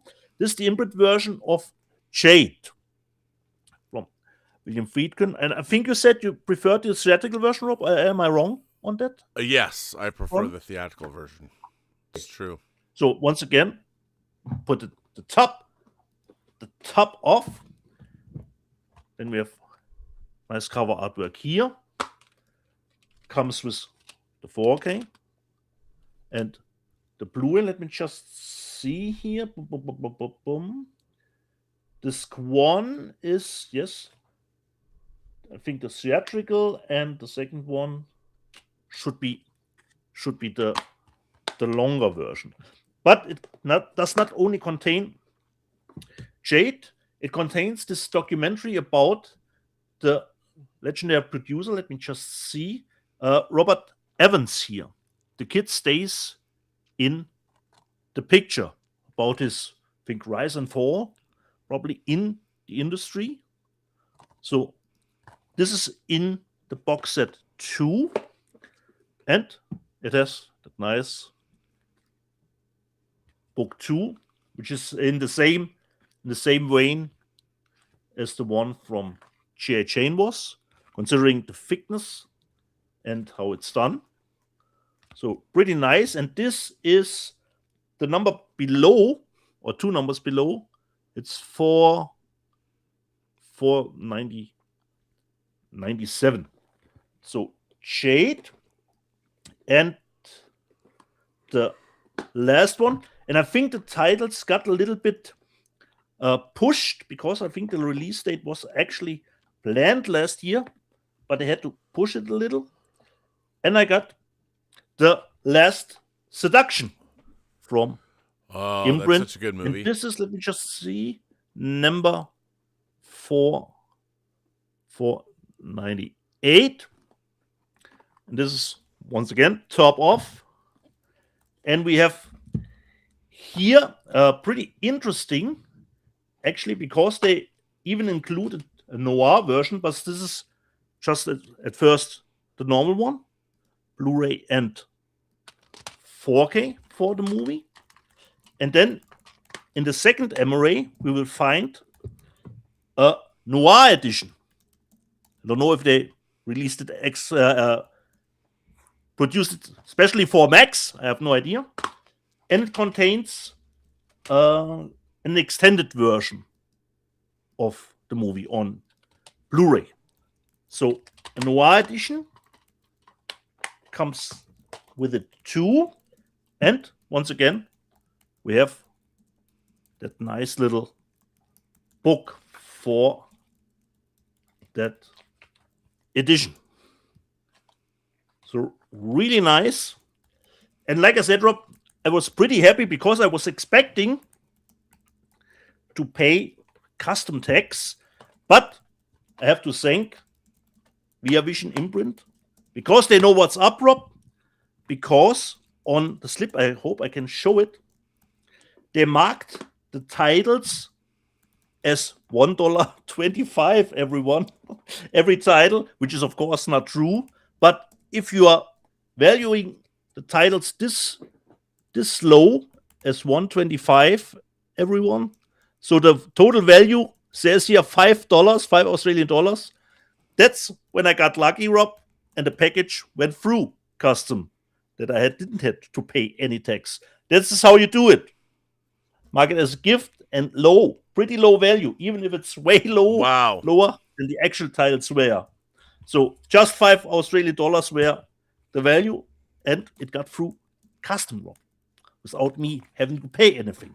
So really glad on that one because I saved the shipping costs too, Rob, because I put every of those titles together. So good luck for me. Not a Schnäppchen, but at least no shipping costs and no extra custom stuff, Rob.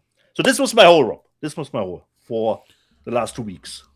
Well, there you go. I only have a great haul it is too, by the way, Dieter. I only have a few more discs to show. I do want to point out that that your Lionsgate, the 18 or was it 14 18 what the 1482 1408 1408, yeah, that is not Lionsgate Limited. That is standard Lionsgate. Oh, okay. I just want to point that out. It was Amazon. It was Amazon. Yeah, Amazon exclusive. Limited. Because I was going to call Lisa Stevenson and be like, "Yo, because I'm so entitled that she's made sure that you're right. You're right. This was I was going to be like, this I've "How ordered dare you?" Yeah, I just want to point that out. This I ordered from Amazon. If people go to the Lionsgate Limited website looking for that title, it's not there on the Lionsgate Limited website. Okay, and I know you're right, Rob. This was Amazon exclusive. Just want to be, because I do have 2 Lionsgate Limited titles to show. The first is Mystery Team. I don't know if anyone's seen this. It's kind of a wacky movie, by the way. No. Reversible cover. Okay. Now, this is Lionsgate Limited, but is the continuation of their Vestron video line. Vestron, okay. Which I loved that Dustin Dean, one of my great friends and former employees, was one of the people that started this line. They're continuing it. Lionsgate Limited is continuing their Vestron line. And this is 36, spine number 36. And Mystery Team is Derek Comedy made this movie. There's the reverse thing. And they were kid detectives. Now they're 18 and still solving child crimes. But when the Mystery Team is challenged to solve a murder, they're pulled into a dangerous world of sex, drugs, and swear words. From Derek Comedy, the internet comedy sensation whose short films have been viewed over 150 million times online, comes this strangely hilarious, completely unique film that's been called Encyclopedia Brown meets Napoleon Dynamite and Ace Ventura. So there you go. Ooh, nice mix. I know, right? And that is their spine number is 36, and it's a continuation with the silver foil printed covers. Mystery Team. That is from Lionsgate Limited. But then this is the delicious title. You know how I love my body horror. And Eli Roth broke into the world. This is Cabin Fever, unrated with the lenticular. Ooh. Let's see if I can make you see the. There you go. Oh, yeah. No. Yeah. Look at that. Rawr, rawr. Cabin Fever. Rawr, rawr. And then, of course, that is the lenticular cover. And that is the Steelbook. Ooh, okay. We love our Steelbooks. The Descent Steelbook was amazing. This looks like Bob Peak art almost. This is some great. Oh, actually, you know what? I think this might be. Is this Matthew Peak? Bob Peak's son? Is that what that artwork is? It looks like it. Nightmare on Elm Street art. Wouldn't surprise me. And of course, A lot of special features here. The Lions limited gate, scratching the surface, a look back, establishing shot with Eli Roth. So Eli Roth contributes new special features to this. Again, I love these Lionsgate limited releases. This steelbook comes with a digital copy. You've got the unrated version. You've got different artwork on each disc. So, and I really like this. I mean, for what it was, I thought Eli Roth. Help me out, Rob. I think there were two sequels of Cabin Fever. There were, and then there was a remake. Oh, yeah. There was 2 sequels and a remake. So this is, I think, a great release. It looks great. Great steelbook. You know, they're really doing a great job over at Lionsgate Limited, and proud to be associated with them, and good stuff. So those are the last 2 things of my haul. Great to have them. Cabin Fever, I think, is a great horror film. It's a great body horror film. It's got both things. It's got I love disease movies, anything with disease vectoring, which is why I like The Beauty. But if you have a great disease movie with body horror, which is what this does, well, that to me, that's, you know, you can't lose. You can't lose with disease and body horror.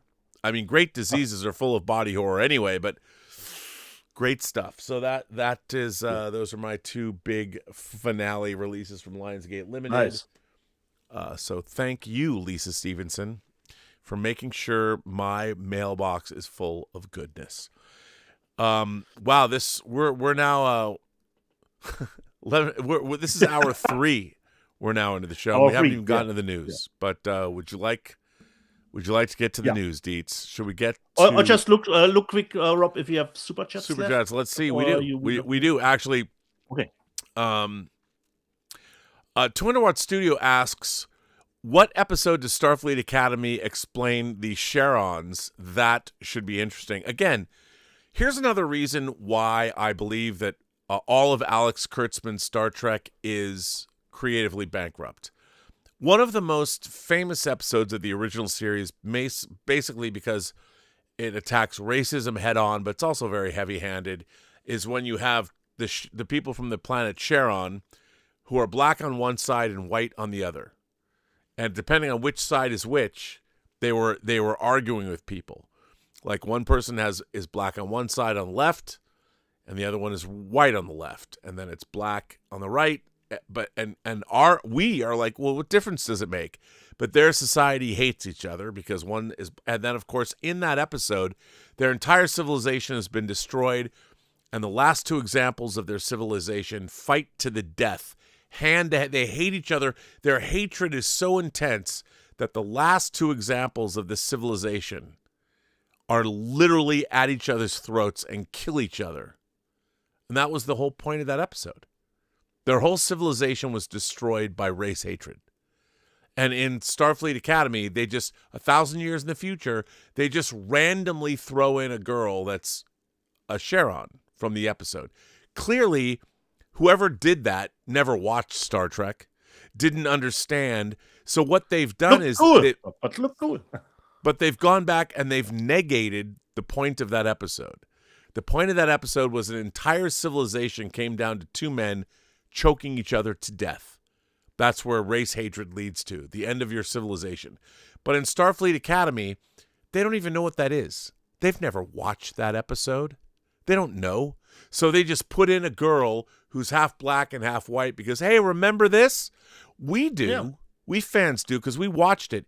You dumb fucks. You never watched that show. You just threw that shit in there. And then someone will say, well, Rob, how do we not know it's canonical that somebody didn't genetically revive that civilization? Okay, first of all, that might be true. But listen, then that negates the entire episode. Do you know what all of modern Star Trek has been trying to do? Get rid of the original series. That's what I can't stand. And it's not even subtle. So, you know what? Fuck those people. Fuck the Charon character. And once again, since 2017... all they have done is undermined and destroyed what made Star Trek good. And you might like modern Star Trek, and I don't begrudge you for that because a lot of people will go back. I don't need to defend Star Trek. It defends itself. But what I can't understand is all the people that actually never watched Star Trek that now work on modern Star Trek shows, and they're like, see, look at us. I'm like, I see you. You're all fucking frauds. Fuck you, and you should all be fucking ashamed of yourselves. How about that?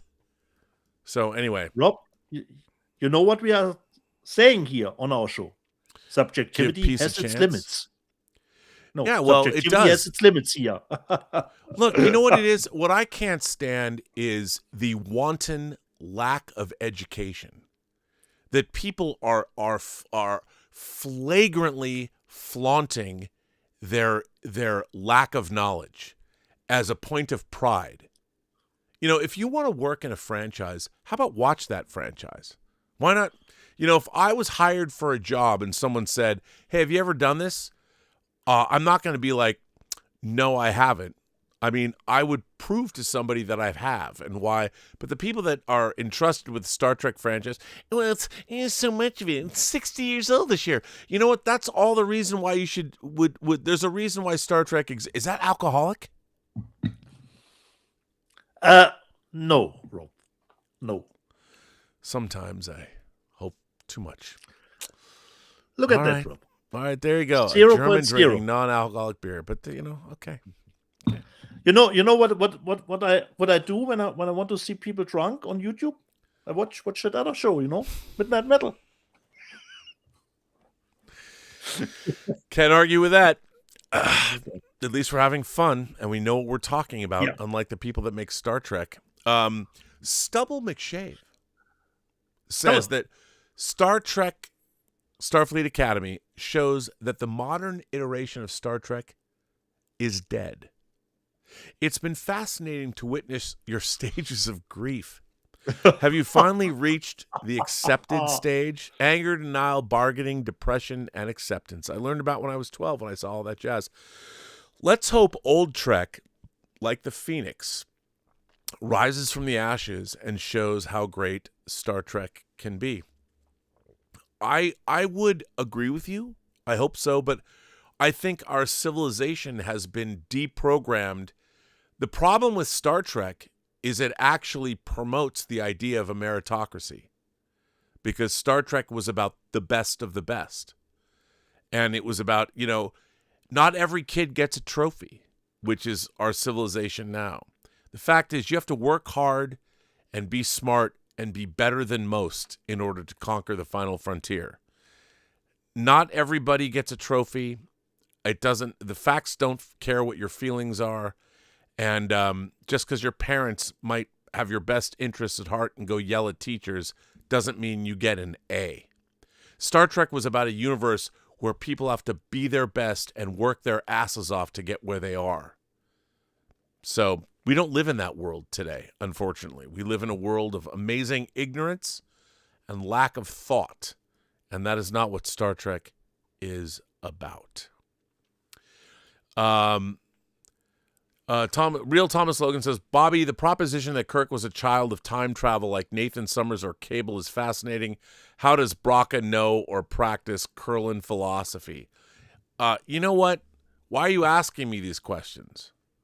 Why are you giving this show more oxygen than it deserves? I refuse to do that. And equating Star Trek, Kirk is not a child of time travel. He's not. And the fact is, James T. Kirk was a self-made man, you know, and he didn't have father issues and he didn't have problems. He worked his ass off because he was on Tarsus 4 when the governor of Tarsus, Kodos the Executioner, when he was a 16-year-old, decided to kill half the population of a planet. And he, in heroic style, saved children from being executed from that famine.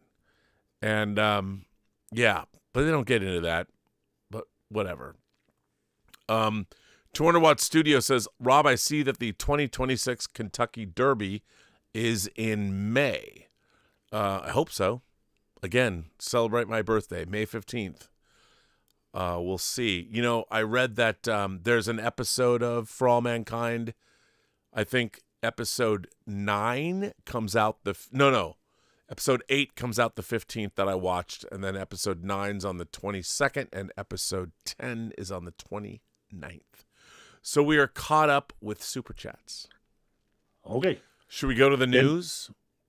Correct, Rob. All right. It's coming. Ladies and gentlemen, boys and girls, let's go to the news. Let's go to the headline of this show. Who would have thought a YouTube Red show, a revival of the Karate Kid, would become a cause celeb? We'd get season after season of it, and much less a box set. Look what we are getting. A box set of Cobra Kai. Blu-ray. Look at that box set. You going to buy that box set? Look at that. 6 discs, Dietz. 6. Yes, I think the answer is yes, Rob. All right. I think the answer is yes. The first three were actually released in Germany, but not 4, 5, and 6. So I will probably get that box set. Are you going to strike hard and fast? All right. Certainly. Well, let's talk about Criterion's April Yeah. release slate, a film they show in the Shawshank Redemption, Gilda, directed by Charles Vidor. Look at that. Yeah. Rita Hayworth as Gilda.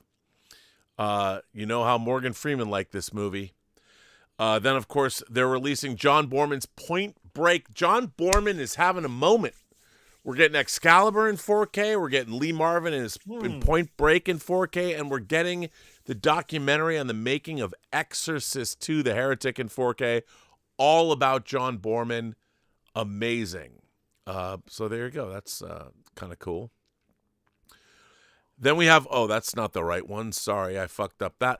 There's Life of Brian, ladies and gentlemen. Life of Brian. How great that we're finally released Brian. We're finally getting this in 4K from Criterion. Amazing. What is not to love about that?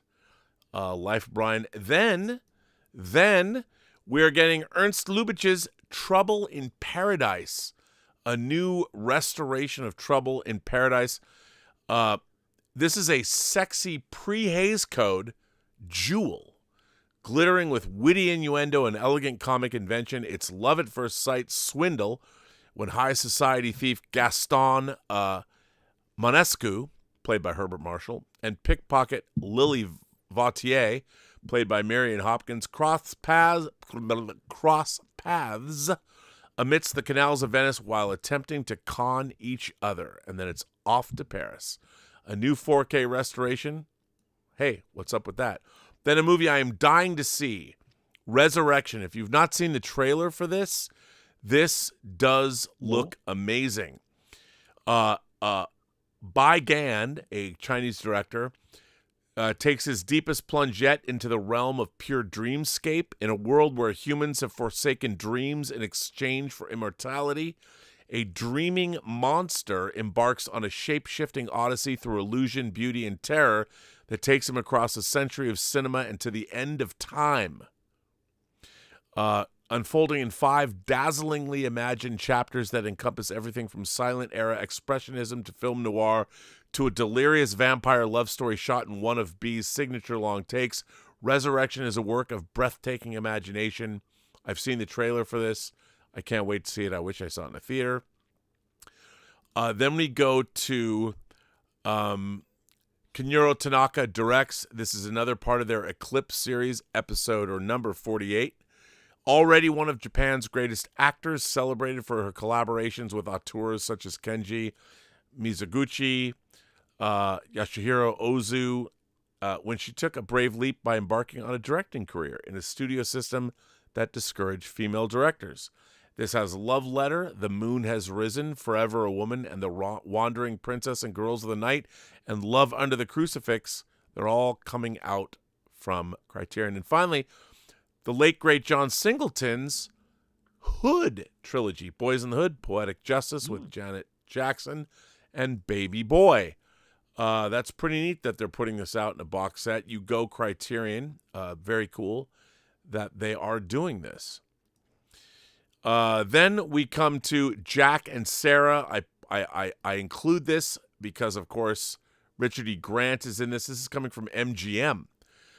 Tim Sullivan made this movie. Jack and Sarah from 1995, starring Richard Grant, Samantha Mathis from Pump Up the Volume, Judi Dench. And I've never seen this, but hey, it's coming out. And then we have this, a Jackie Chan movie called The Shadow's Edge, 5 stars. Dieter, have you seen this? A new one, Rob. And I heard good things about it, Rob. Good things. This one. is a 2025 movie from Jackie Chan. Yeah. Tony Leung is in this. And awesome. Looks great, right? Awesome. Looking forward to it. I know, right? And then we have a movie called Jory. Jory is coming out. This is from Kino Lorber from 1973. Robbie Benson is in this movie. Robbie Benson. Crazy. I don't know anything about this. A young lad and his father arrive in a remote western town looking to settle down and make a living. Unfortunately, the father dies and the young lad is forced to face life on his own. And then, of course, they are re-releasing all the Jurassic Park movies again, Dietz. Can you believe it? Jurassic Park is coming out with Dolby Atmos and Dolby Vision, along with, Holy moly. Jurassic Park 2, The Lost World. Oh, sorry, I fucked that up. Jurassic Park 2 and Jurassic Park 3 and Jurassic Park The Lost World. Let me ask you, Dietz, are you going to double dip and get Dolby Vision and Dolby Atmos versions of these movies or not? Not at the moment, Rob. Not at the moment, no. Yeah, I don't feel the need to do this either. But now we're going to go back into your neck of the woods. To Lenny, even Rob, wait for a Schnäppchenpreis for it. There you go. Really, yeah, it's Schnäppchenpreis. Really want to Dietz, Lenny Riefenstahl. Lenny Riefenstahl. Correct. You like Correct. that? Riefenstahl. Yeah. Lenny Riefenstahl's Blue Light. Kino Lorber are putting out a Blu-ray release of her film Blue Light, starring Lenny Riefenstahl, Matthias Weimann, Benji Freur, Max Holzbohr, and Martha Mayer. The release is scheduled to come out on March 24th. What is the Blue Light? By the end of the silent era, Leni Riefenstahl had become an iconic German actress for her athletic performances in the mountain climbing films of director Arnold Fanek. And if you notice, that's who a character in Inglourious Basterds is. So it was only natural that when making her directorial debut, she should return to the genre which had made her famous. In The Blue Light, she plays Junta, an eccentric mountain girl whom the villagers believe to be a witch, since she and only she can reach the peak of the deadly Monte Cristallo. Anyway, so there you go. Leni Riefenstahl coming out from Kino Lorber. Then we go to Via Vision. They're putting out the Sheena box set. Hey, and if this is what you want, if you want Tanya Roberts as Sheena, well, what can I tell you? You can get the box set. It's the 1984 cult classic starring Tanya Roberts, and both seasons of the TV series starring Jenna Lee Nolan on DVD. So if you like Sheena, there you go. Then we've got Debs coming out. Debs is putting out, or is coming out from Sony Pictures. Crime boss Lucy Diamond is back in the States, and the Debs, an elite team of paramilitary college co-ed super spies, are hot on her trail. Hey, if that's what you want, you can have it. Then you have Heaven. Diane Keaton's Heaven is coming out. Lightyear Entertainment is putting out Heaven. And this is actually a pretty interesting movie. I saw this when it first came out. Even though Diane Keaton appeared in over 60 movies and produced nearly a dozen, for her debut as a feature film director, the iconic actress, long preoccupied with the afterlife, which is good because she's there now, chose to investigate what people really think about the great beyond. Heaven, the result of her inquiry, is a freewheeling and offbeat pastiche of interviews, clips from films such as Metropolis, Green Pastures, and Stairway to Heaven, and songs that explore different ideas of what paradise may have to offer. And this is coming out from Lightyear Entertainment. Then we have more Indicator. I think this might be the last of their Jean Rollin releases, but Indicator is releasing The Grapes of Death. And The Grapes of Death, these Jean Rollin releases have been amazing. They're Dolby Vision, they're 4K. The Grapes of Death finds cult director Jean Rollin returning to the horror genre to create a unique blend of zombie movie and contagion thriller. A young woman travels deep into winemaking country only to find the locals bearing horrific signs of an infection and behaving violently.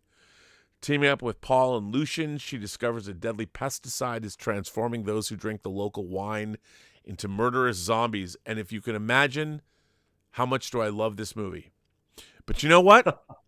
Not as much as I love the next movie. Finally, they saved the best for last. The Living Dead Girl, my favorite Jean Rollin film. I love this movie so much. A spillage of toxic waste causes Catherine to rise from the dead with an insatiable taste for blood. Returning to her family home, she is reacquainted with her childhood friend, who tries to understand her predicament and becomes an accomplice with tragic consequences. I really like this movie a lot. It's a gorgeous film. I owned the Laserdisc when Tim Lucas over at Video Watchdog was selling it, and I'm happy to be able to finally get it in 4K in one of these awesome sets. Love it.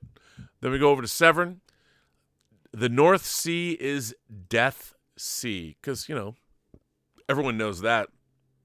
Now, The North Sea is Death Sea is a film from 1976, which, to be honest, I know nothing about. From writer-director Hark Bohm, who co-founder of the 70s German New Wave collective Film Verlag der Autren. With Wim Wenders and Rainier Werner Fassbinder comes the landmark hit about juvenile delinquency and outsider friendship. That's all you need to say. Juvenile delinquency, I'll buy this from your homeland, Dieter. Then, of course, we have Kino Lorber putting out Kino Cult. What is it? Is that Spine 49? Which is 46. 46. There you go. Not 49. It's 46. The Sexploiters and Raw Love. You go, Kino Lorber. This is from 1965. So whatever's in it, it's going to be wacky. I don't know anything about it, but the housewife reveals all. That's what it says on the cover, and I'm sure she does. And then we come to one of the great exploitation films of the 80s, Street Trash. This is coming out in 4K. Light bulb distribution from the British Isles are giving us Street Trash. There's mayhem on the streets of Brooklyn. Hobos, winos, and psychos have staked out their territory in neighboring junkyards, and they live out a miserable existence doing battle with the bottle as well as each other. This movie is gross, man. I've seen this movie in the theater. What a great package. But the original cover artwork, Rob, is actually iconic. It is iconic. Not too fond of this one. The original with the, with the toilet seat. I know. It's iconic. It's the iconic one. They probably thought it was too much, but there you go. It's coming out 4K. Then we come up to Pink Narcissus. One guess as to what this is about. This is from Strand Releasing. Pink Narcissus is from 1971, and Strand's putting it out. An extremely handsome, brooding, self-absorbed young man escapes the realities of his real world through a progression of exotic fantasies. Obsessed with his own perfection, he lives in a dream world of intense colors, magnificent music, elaborate costumes, and strikingly handsome men. In a series of Walter Mitty-like sequences, he imagines himself as a Roman slave chosen by an emperor, a triumphant matador vanquishing the bull who is really a black leather-clad cyclist, an innocent wood nymph gamboling in the woods, and a diaphanously dressed harem boy in the tent of a sheik. The room where he does his daydreaming is an exquisite jewel-encrusted retreat, but reality constantly intrudes through the visits of his Johns, because he's a hustler, and the harsh, ugly sounds of the streets and the depraved lives of those who inhabit them. His narcissistic enchantment with his own beauty and lifestyle is marred by one great fear, aging and the loss of his youth and good looks. Finally, a terrible glimpse of reality, the jaded John becomes himself. A classic of queer cinema. Sounds interesting to me. I'll watch it. Why not? Strand's putting that out. Then we have Saipan. Saipan, this is interesting. British label Vertigo Releasing is putting this out, and it's a Blu-ray release of Glenn Labrum and Lisa Barros DeSau's Saipan from 2025. And what is Saipan? Interesting. I didn't know anything about this. The thrilling story of the infamous confrontation between iconic Republic of Ireland football captain Roy Keane and his national team manager Mick McCarthy, Steve Coogan, during the Irish team's preparations for the 2002 FIFA World Cup. The intense rivalry between these two personalities transcended the game, gripping an entire nation and sporting world as a whole. On the surface, the feud was all about standards, but deep down, it was an incredible story of two men whose rivalry and contempt surpassed the sport they loved. I don't know anything about this, but that sounds awesome to me. Yeah, me too. I mean, yeah, what's not to love there? Then we have Merrily We Roll Along. Sony Pictures is putting this out. I've never heard about this. It's from 2025. Daniel Radcliffe, Jonathan Groff, who I'll watch anything Jonathan Groff is in. Reg Rogers and Lindsay Mendez and Crystal Joy Brown. This is coming out on March 3rd, not March 22nd, March 3rd. So there you go. Merrily We Roll Along. And then we come to Studio Canal, Blood from the Mummy's Tomb. Another Hammer box set. Look at that. Looking good. And then, of course, if you don't want Blood from the Mummy's Tomb, if that is not one of your favorite Hammer films, well, Studio Canal has got you covered because they're also putting out Demons of the Mind. So there you go. 4K and Blu-rays, HDR presentation of the film. Good stuff, good stuff, good stuff. What's not to love? And then we have Nadja. Sorry I didn't blow this picture up, but the that's all they had. I like Nadja. Nadja's a really interesting film about looks vampire. a little bit, Rob, like a DVD release with widescreen edition at the top. This is a new 4K restoration, by the way. Merging elements from Dracula's Daughter with Andre Brayton's surrealist novel Nadja and fusing shimmering black and white 35mm with hallucinatory pixel vision video. Michael Almarelli's video Tesla, an experimenter in Hamlet. His acclaimed cult film centers on New York-based vampire Nadja as she draws close to her twin brother Edgar following their father's death at the hands of Dr. Van Helsing. Played by Peter Fonda. I really like this movie. Susie Amos is in it. What's not to love? It's coming out, 4K restoration. Okay, then we have this, a limited collector's edition of a movie called Dream Eater. To be honest, I don't know much about this, but speaking of... Me neither. Looks a little bit like a found footage movie. Well, speaking of Eli Roth, what they say about Dream Eater, if they will ever give me the context to it, Eli Roth does present this movie. And here we go. During their holiday at a cabin deep in the snowy Laurentian Mountains, Mallory documents her boyfriend Alec's violence, parasomnia. When his sleepwalking gets worse, Mallory suspects the cause may be something far more sinister than a mere sleep disorder. Using her expertise as a documentary filmmaker, Mallory digs into Alec's shadowy past and begins to unravel a decades-long mystery steeped in trauma and the occult. So you're right, found footage. There you go. What's not to love? Now, here's something coming to us from Kino, which, I mean, you got to love. Actually, that's not what I meant to do right then and there. That comes later. I'm sorry. Hang on. Let me see. 88. This is what I meant to go to. No, I meant to go to this. This is Malfeasance. And this is a 4-film by Yves Bosset, based from 1971 through 1982. There's Angel's Leap, Mad Enough to Kill, The Woman Cop, Rise Up Spy. And don't know much about these, but there you go. Me neither, Rob. Thriller Master. He directed The Cop and Dog Day, so I don't know what to tell you about that. And then we have this, Pictures of a Nymph, Story of My Life. Pictures of a Nymph. This comes to us from 88 Films, and it's from 1987. A hauntingly beautiful tale of love, art, and the supernatural. Pictures of a Nymph stars Yen Bao in one of his most tender and visually stunning roles. Set in ancient China, the story follows a gentle scholar whose chance encounter with a mysterious young woman leads to a love that transcends the boundaries of life and death. So there you go. Then their vengeful demon shows up. So, hey, we got that. Now, this is something that I'm really interested in. Well, not actually, hang on. This is something I'm interested in. Deaf Crocodile is releasing Song of the Miraculous Hind. As everyone knows, I'm a huge Deaf Crocodile fan. This is a Blu-ray release of Marcel Jankovic's Song of the Miraculous Hind from 2002. I mean, they're always finding the most obscure animated films from all around the world. His follow-up feature to Son of the White Mare, and made during production on his magnum opus, The Tragedy of Man, recently released by Deaf Crocodile.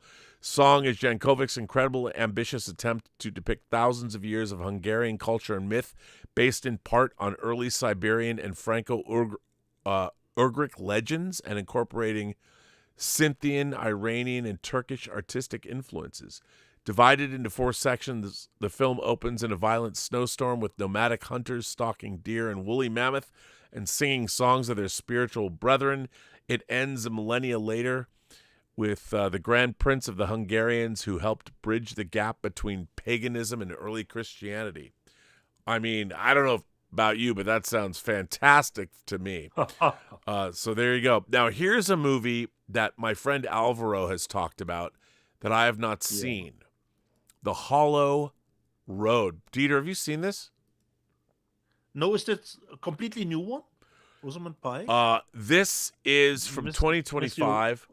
Two parents receive a distressing late-night call from their teenage daughter. Wait, Rob. I remember Mark Kermode talking about it being great. Now I remember the title, but I haven't seen it. Yeah, two parents receive a distressing. It's one of his favorite films of last year. Two parents receive a distressing late-night call from their teenage daughter who has just accidentally hit a pedestrian. Yeah. They jump in their car, racing to get there before anyone else stumbles across the scene. As they head deeper into the night, disturbing revelations threaten to tear their family apart, as they soon realize they may not be the only ones driving down a hollow road. Yeah. I remember Mark Kermode loving the movie. Yeah, and so did Alvaro. So there you go. Hair High, Bill Plimpton, the great animator. Bill Plimpton has this coming out once again from Deaf Crocodile. This came out in 2004. And as prom approaches, the head cheerleader, Sarah Silverman of Echo Lake High, dumps her quarterback boyfriend, played by Dermot Mulroney, in favor of attending the dance with the biggest loser, Eric Gilland, in the school. And because it's Bill Plimpton, I think it's great. And then we get to one of the movies that has one of the greatest soundtracks of all time, Vampiros Lesbos. And I'm not kidding about that. Another release. I mean, how many times has this come out on video? From Jess Franco, the filmmaker the Vatican called the most dangerous director in the world, comes his legendary fever dream of blood and lust, now in UHD for the first time ever. Eternally stunning Soledad Miranda stars as the vixen vampire who lures women to a Mediterranean island to satisfy her insatiable hunger for female flesh. Story of My Life. In a distinctive work of art and beautiful must-see that seductively corrupts the Dracula mythos forever. Now scanned in 4K from the original camera negative with 5 hours of special features that include an interview with Jess filmed shortly before his death, an all-new In the Land of Franco, an appreciation by Oscar-winning writer-director Sean Baker, Honora, and more. If you haven't seen Vampiros Lesbos, what is wrong with you? Also, that's not the only thing. Talk about Soledad Miranda. Another movie, a home video perennial. She Killed in Ecstasy. That's not She Killed in Ecstasy, so I apologize for that.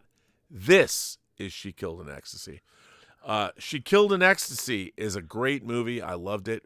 His follow-up to Vampiros Lesbos, writer-director Jess Franco delivered the drop-dead gorgeous, stunning slice of eroticism that remains his most perversely iconic shocker of the 70s, now in UHD. One of the final performances from her tragic death, Soledad Miranda plays the vengeful widow who seduces and murders the men and women responsible for her husband's suicide. Howard Vernon, the awful Dr. Orloff, Paul Mueller from Lady Frankenstein, and Jess himself co-star in this Euro cult masterwork that truly shows what a creative genius Franco could be when he is at the top of his form. So there you go. But the title, Rob, would actually be not that bad fitting for an eye for an eye too. She Killed in Ecstasy. Well, what can you say? I don't know what to say. Kino Lorber is also putting out Ernest Dickerson's movie. This is wild. Yeah. 30 years old? Bulletproof? Is it that old? I mean, I'm old. If Bulletproof is old, I mean, you've got James Caan is in this. Damon Wayans is in this. I mean, and of course, early Adam Sandler. Early Adam Sandler in Bulletproof. What's not to love? So that's it. That's all I got for you. There's the news that's fit to print. Deet, should I turn it over to you for the live? I don't know, Rob. Do we have still time? Because I know you want to watch the Seahawks game. That's not until 3:30, bro. Okay. So we have. So actually, let's check in with the Denver Patriots game, shall we? Let's see where we're at. The Patriots are ahead. We are in quarter 4, the fourth quarter. It's 10-7 Patriots. We're down to the wire. How much time is there left in the game? Quarter 4, there's 9 minutes and 12 seconds left according to the last update. So it was 2nd and 10 on Denver's 43. So this is a close fucking game. Patriots and Broncos probably fighting it out. The Patriots scored in the second quarter. The Broncos scored in the first quarter, and there was a field goal the Patriots scored in the third quarter. But this is still anybody's ball game. We'll see what happens. But the Seahawks game doesn't start for another 50 minutes. Okay. So there you go. Then we should be good to go. Thomas Logan reminded me in the live chat.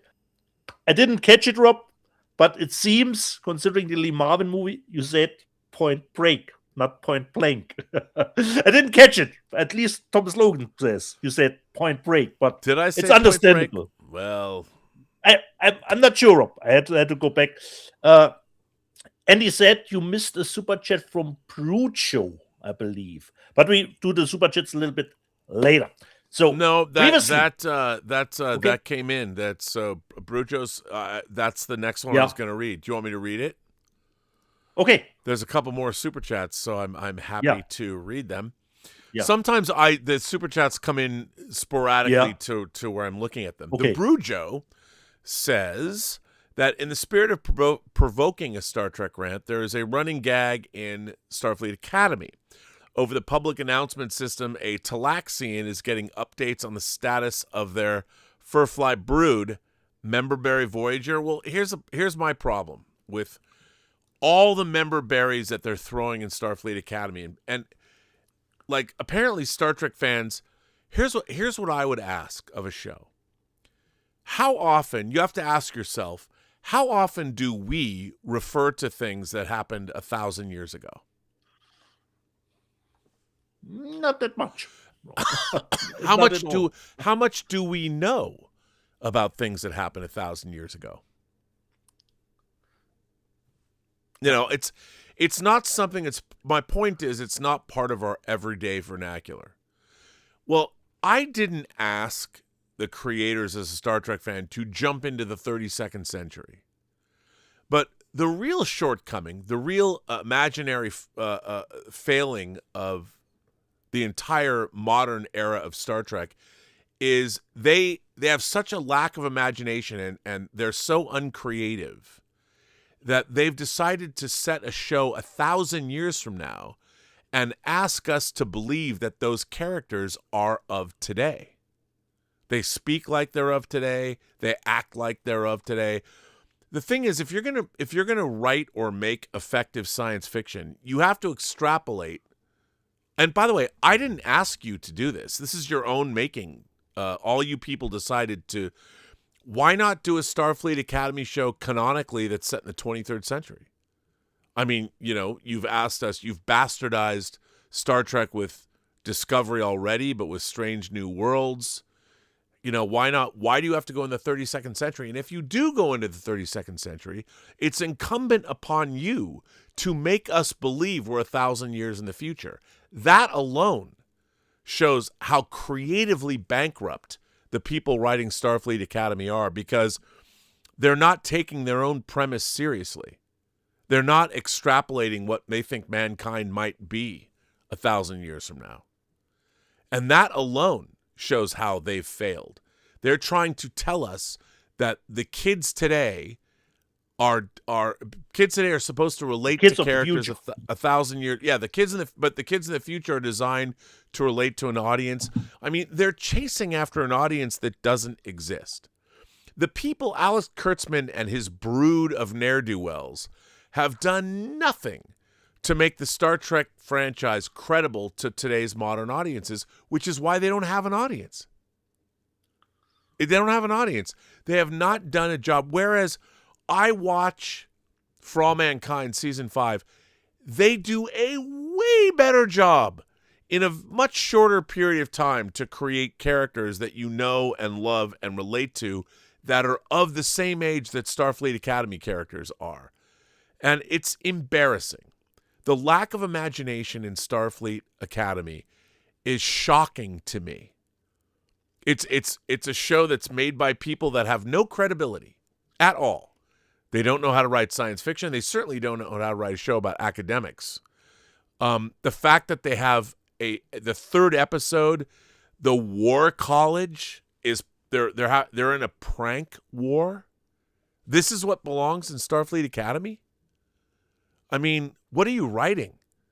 What are your influences? Certainly not some of the great. Why not go back to To Sir with Love with Sidney Poitier, or like I've said, The Paper Chase. Starfleet Academy, all of modern Star Trek is so creatively bankrupt. I look at it and it makes me weep for the modern age, because the people making that show have no imagination. They have no creativity. They're looking at other shows and they're chasing an audience, thinking they're going to get an audience. Like, your audience, you're doing a disservice to the very audience that you're trying to capture, because they're way smarter than you. These people that are making Starfleet Academy, just fucking terribly talentless hacks. I'm sorry. And I mean that in the best way. Do better, please. Walter Whitewalker says, you've seen For All Mankind Season 5. I have. The first 8 of 10 there's 10 episodes. I've seen 8 of the 10. It's worth the wait. It's worth the wait. And I can't wait to see what happens in the next 2 episodes. 200 Watt Studio says, Leni Riefenstahl was an inspiring and convincing gal. She was. Castle Grace Skull says, please stay safe and warm, everyone. And she gifts a Burnettwork membership.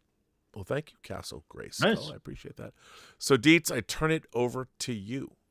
Oh, okay. So I go previously on Let's Get Physical Media. We're starting with Das Play-Doh. I'm going to have to start bribing Dieter for shoutouts. Hopefully my check is in the mail tomorrow. Okay? Das Play-Doh. Ishai 1. Project Hail Mary is one of my favorite recent books. Fingers crossed, the film will be as well. Danzig 1979. For me, my favorite release of 2025 was the Teenage Mutant Ninja Turtles trilogy from Arrow. Yeah, that was on a lot of top 10 lists. H.V. Christadot. Is Eli Roth actually making Don't Go in That House, Bitch with Snoop Dogg? I hope so. It would be man, I watched great. the hell out of that. Yeah, I don't know if he does it. It was a fake trailer up in front of Jimmy and Sticks that were playing there. And the fake trailers at the beginning of Jimmy and Sticks and Joe Bagos movies were awesome. I laughed a lot. And one of those fake trailers was called Don't Go in That House, Bitch. Paul and Brunotto. I promised Dieter I will watch Bang Boom Bang and report back to you. Where's your report, Paul? Where's your report? Still waiting. Tom Jr. Jackson, African Kung Fu Nazis. Maybe someday Justin will actually get his copy from up. Maybe someday, yeah. And you buy now? Does it come in a digipack? No, it actually came in a media book. But I have to get it and perhaps show it for the next show again. HV Christodot, I need the Kung Fury full-length movie, but it's tied up by lawyers. Yeah, I heard something that they are not working out, shenanigans. What's happening with that? But it's tied up by lawyers. There's some stuff production-wise with African lawyers. Kung Fu Nazis 2 is? No, not sorry, Rob. Not African Kung Fu Nazis. The Kung Fury movie. I'm sorry. No, I'm sorry. No, sorry. Because it was just tied African Kung Fu Nazis, then it went immediately over to that topic. Not the Kung Fury movie, that little short one of a half hour that you can watch on YouTube, which was awesome. And they were planning on a movie, but there's, the usual shenanigans about rights and stuff. Fingers crossed, perhaps at one point we will get it. Danzig 1979. My TV died last week, so I can't watch Starfleet Academy. Lucky you. You're not missing anything. BCH2. Greenland was pretty good. I was surprised. Yeah, I loved the first one too, but I haven't seen the second one.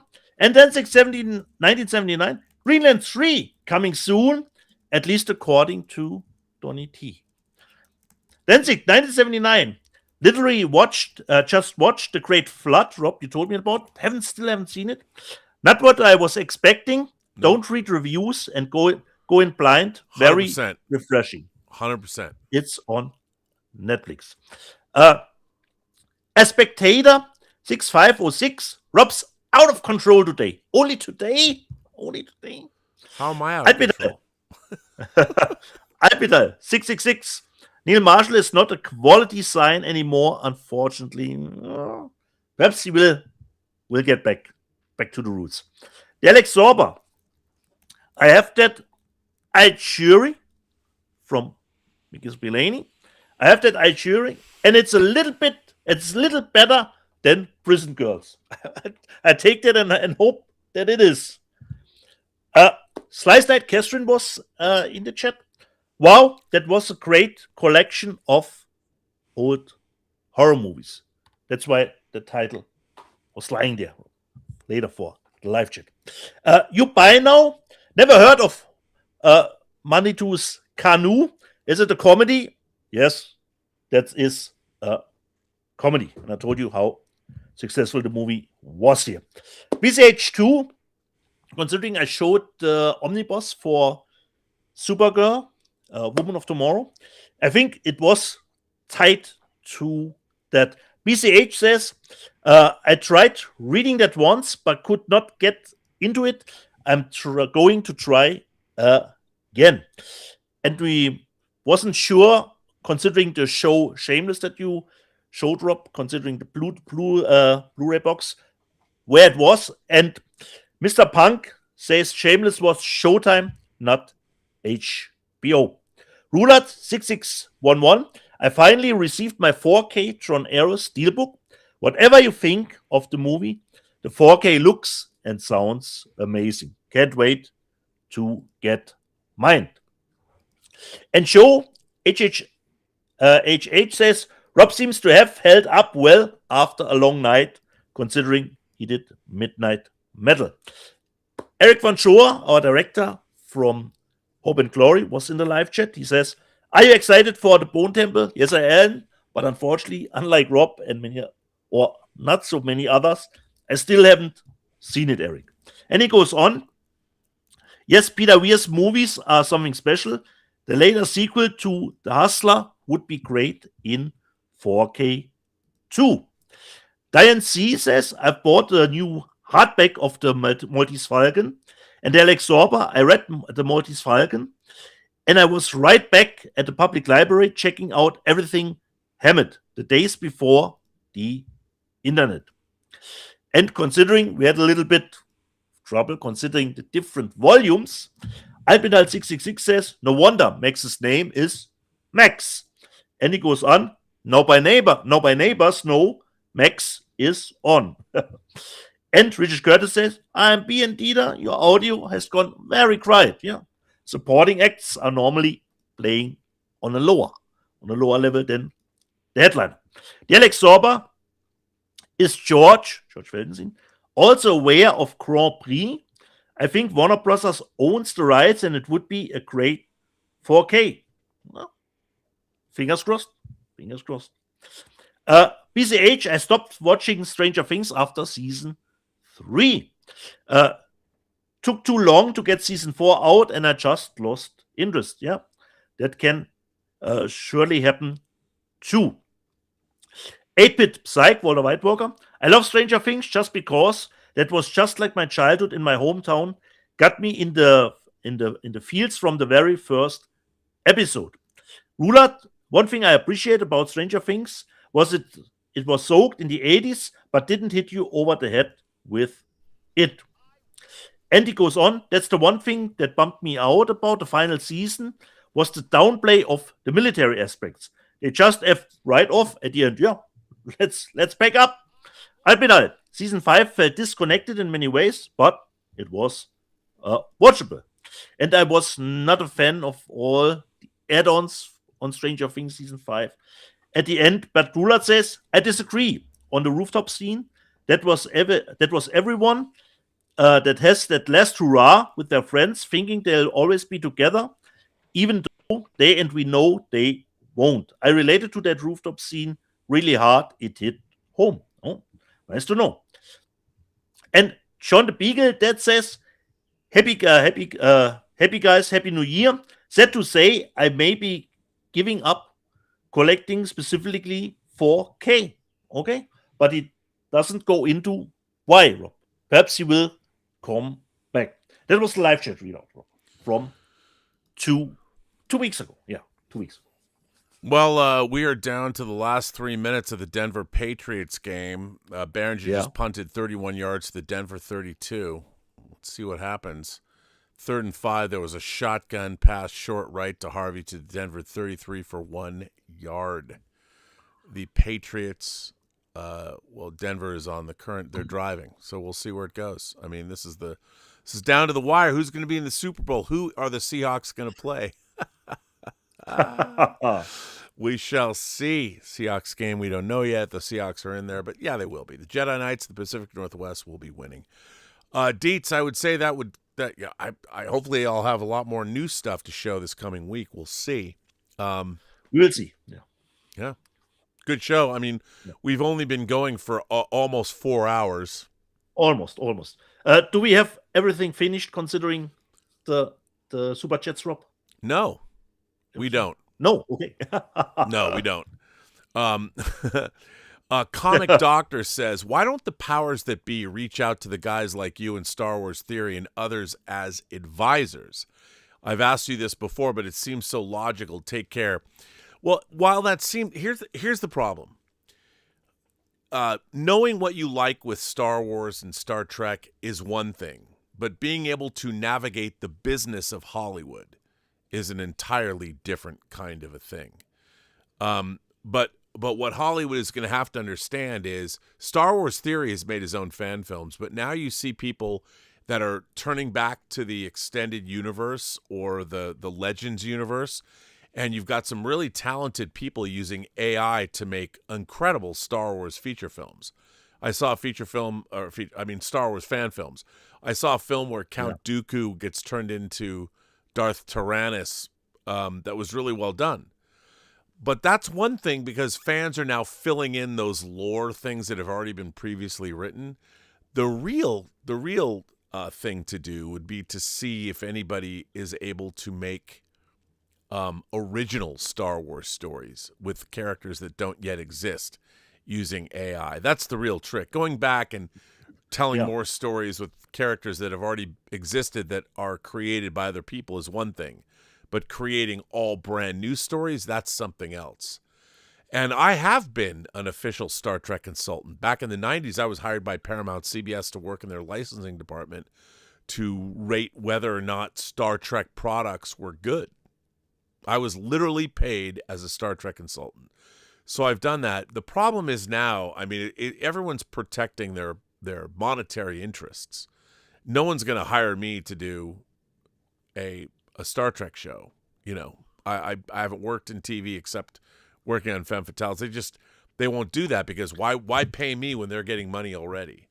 So, but I would say this. I would say that the Kurtzman, how many people are talking about, when was the last time someone told you about a Star Trek episode they saw that they liked? I mean, we're still talking about Star Trek episodes that were made in the 60s. But modern Star Trek is in one ear and out the other. There isn't, I would dare say, there's hardly any stories that resonate that people remember. And that's definitely problematic. I mean, I think that speaks to the writing. Yeah. Channel Surf 8666 says, have you guys seen the My Movies? You scan disc barcodes with your phone camera and track what you own. I don't rebuy anymore. Yeah, I think that kind of, do you use that kind of those software things? I mean, I don't really. I mean, I pretty much remember what I have bought and have not bought. I mean, we're tending to look at I heard about it, but never used it. Yeah. I mean, I would say this. You know, I am getting to the end. I mean, I think that the next couple of years, how long are we going to buy physical media for? I mean, we're really getting a lot of great stuff, but as you saw by the news, you can see by the news, we're getting a few things that are exciting, and we're getting more and more obscure films. And we're getting a lot of titles, Rob, where we know a lot of cat in the bags that we don't even know what they're about. Yeah, I mean, I know that Arrow never heard of, you know. And look, the thing is, we're not getting since 20th Century Fox was purchased by Disney and became 20th Century Studios. They've barely dipped in. If it wasn't for Steve Asbell, I don't think we'd have any 20th Century Fox or 20th Century Studios titles. The fact that we don't have things like French Connection or Patton, you know, huge Academy Award-winning movies, we don't have those on 4K.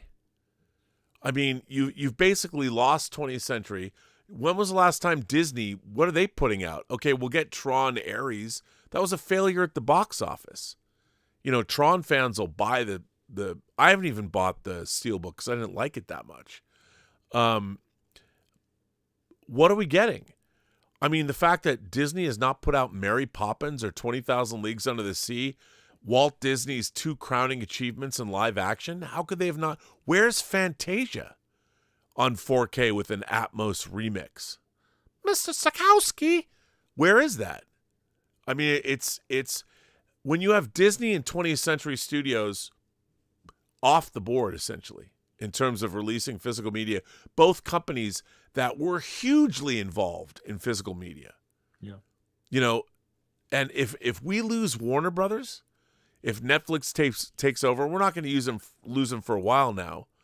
But I mean, Netflix now has deals with Sony, you know, Universal, and I think they have it with Universal, and Warner Brothers. If we lose any more of the major studios, we've still got boutique labels for how much longer? I mean, you can always tell how well we're doing by how many sales our companies are having. Right now, you can go get some great Arrow titles. I mean, I still don't have Wild Style and Under Siege, but and Arrow's doing a great job. But for how much longer? I mean, luckily, Second Sight will sell out of their Possession box set, but how much longer do we have? I mean, the stuff that we love is so niche. It's so like a lot of these companies are putting out, they spend a lot of money to make great titles, but then they hang out for a while. They don't sell out of them. So, yeah, I don't know. I don't know for how much longer, dude. And I don't know, in my mind, I'm kind of reaching the end in terms of where I'm at in my life about just stuff I collect. It was always inspirational to keep you going, but I've kind of reached a point where how much more inspiration do I need? And how many more times am I going to rebuy movies that I've bought over and over and over and over and over again? I mean, most of the things I buy in 4K, I owned on VHS, I owned on DVD. Correct. I owned on, VHS and Laserdisc, and then DVD. I mean, I still have my really beautiful Jaws box set from Laserdisc, and I owned the MCA VHS. And how many times did I buy it on DVD? I bought it on Blu-ray, then I bought it on 4K twice. I know.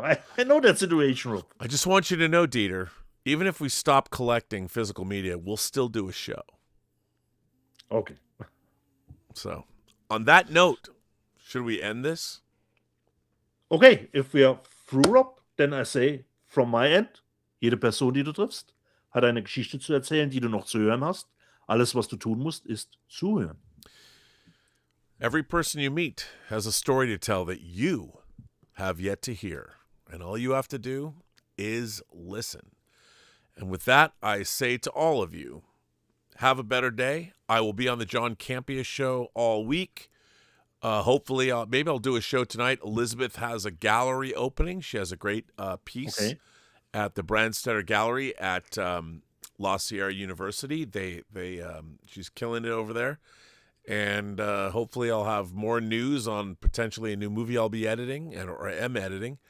And True Noir will be coming out everywhere you want around the world. And also my album that I made, my Experiment Nea, the Singularity is Here, is available to screen. It's by RMB and the Imagination Connoisseurs.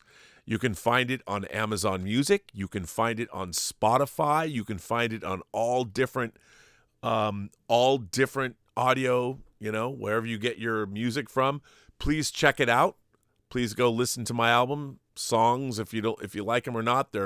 I did experiments in all of my different favorite music forms, from goth to pop to alternative. I've got a Star Trek breakup song called 5 Year Dark. Listen to that. Check it out. But you can find it on Spotify. Rate it. Share it with your friends. I mean, I wonder if anyone's listening to them. I don't know, but it's there. You can hear it. And, of course, Max Allan Collins' novel, The Return of the Maltese Falcon, is available wherever you get your books. You can get it on Kindle. You can get it on streaming. And he also has another book coming out next November, which is another Quarry novel. And, a lot of good stuff. And on that note, what can I say? See you next Welcome week. to the channel. See you guys next week. We will see you later.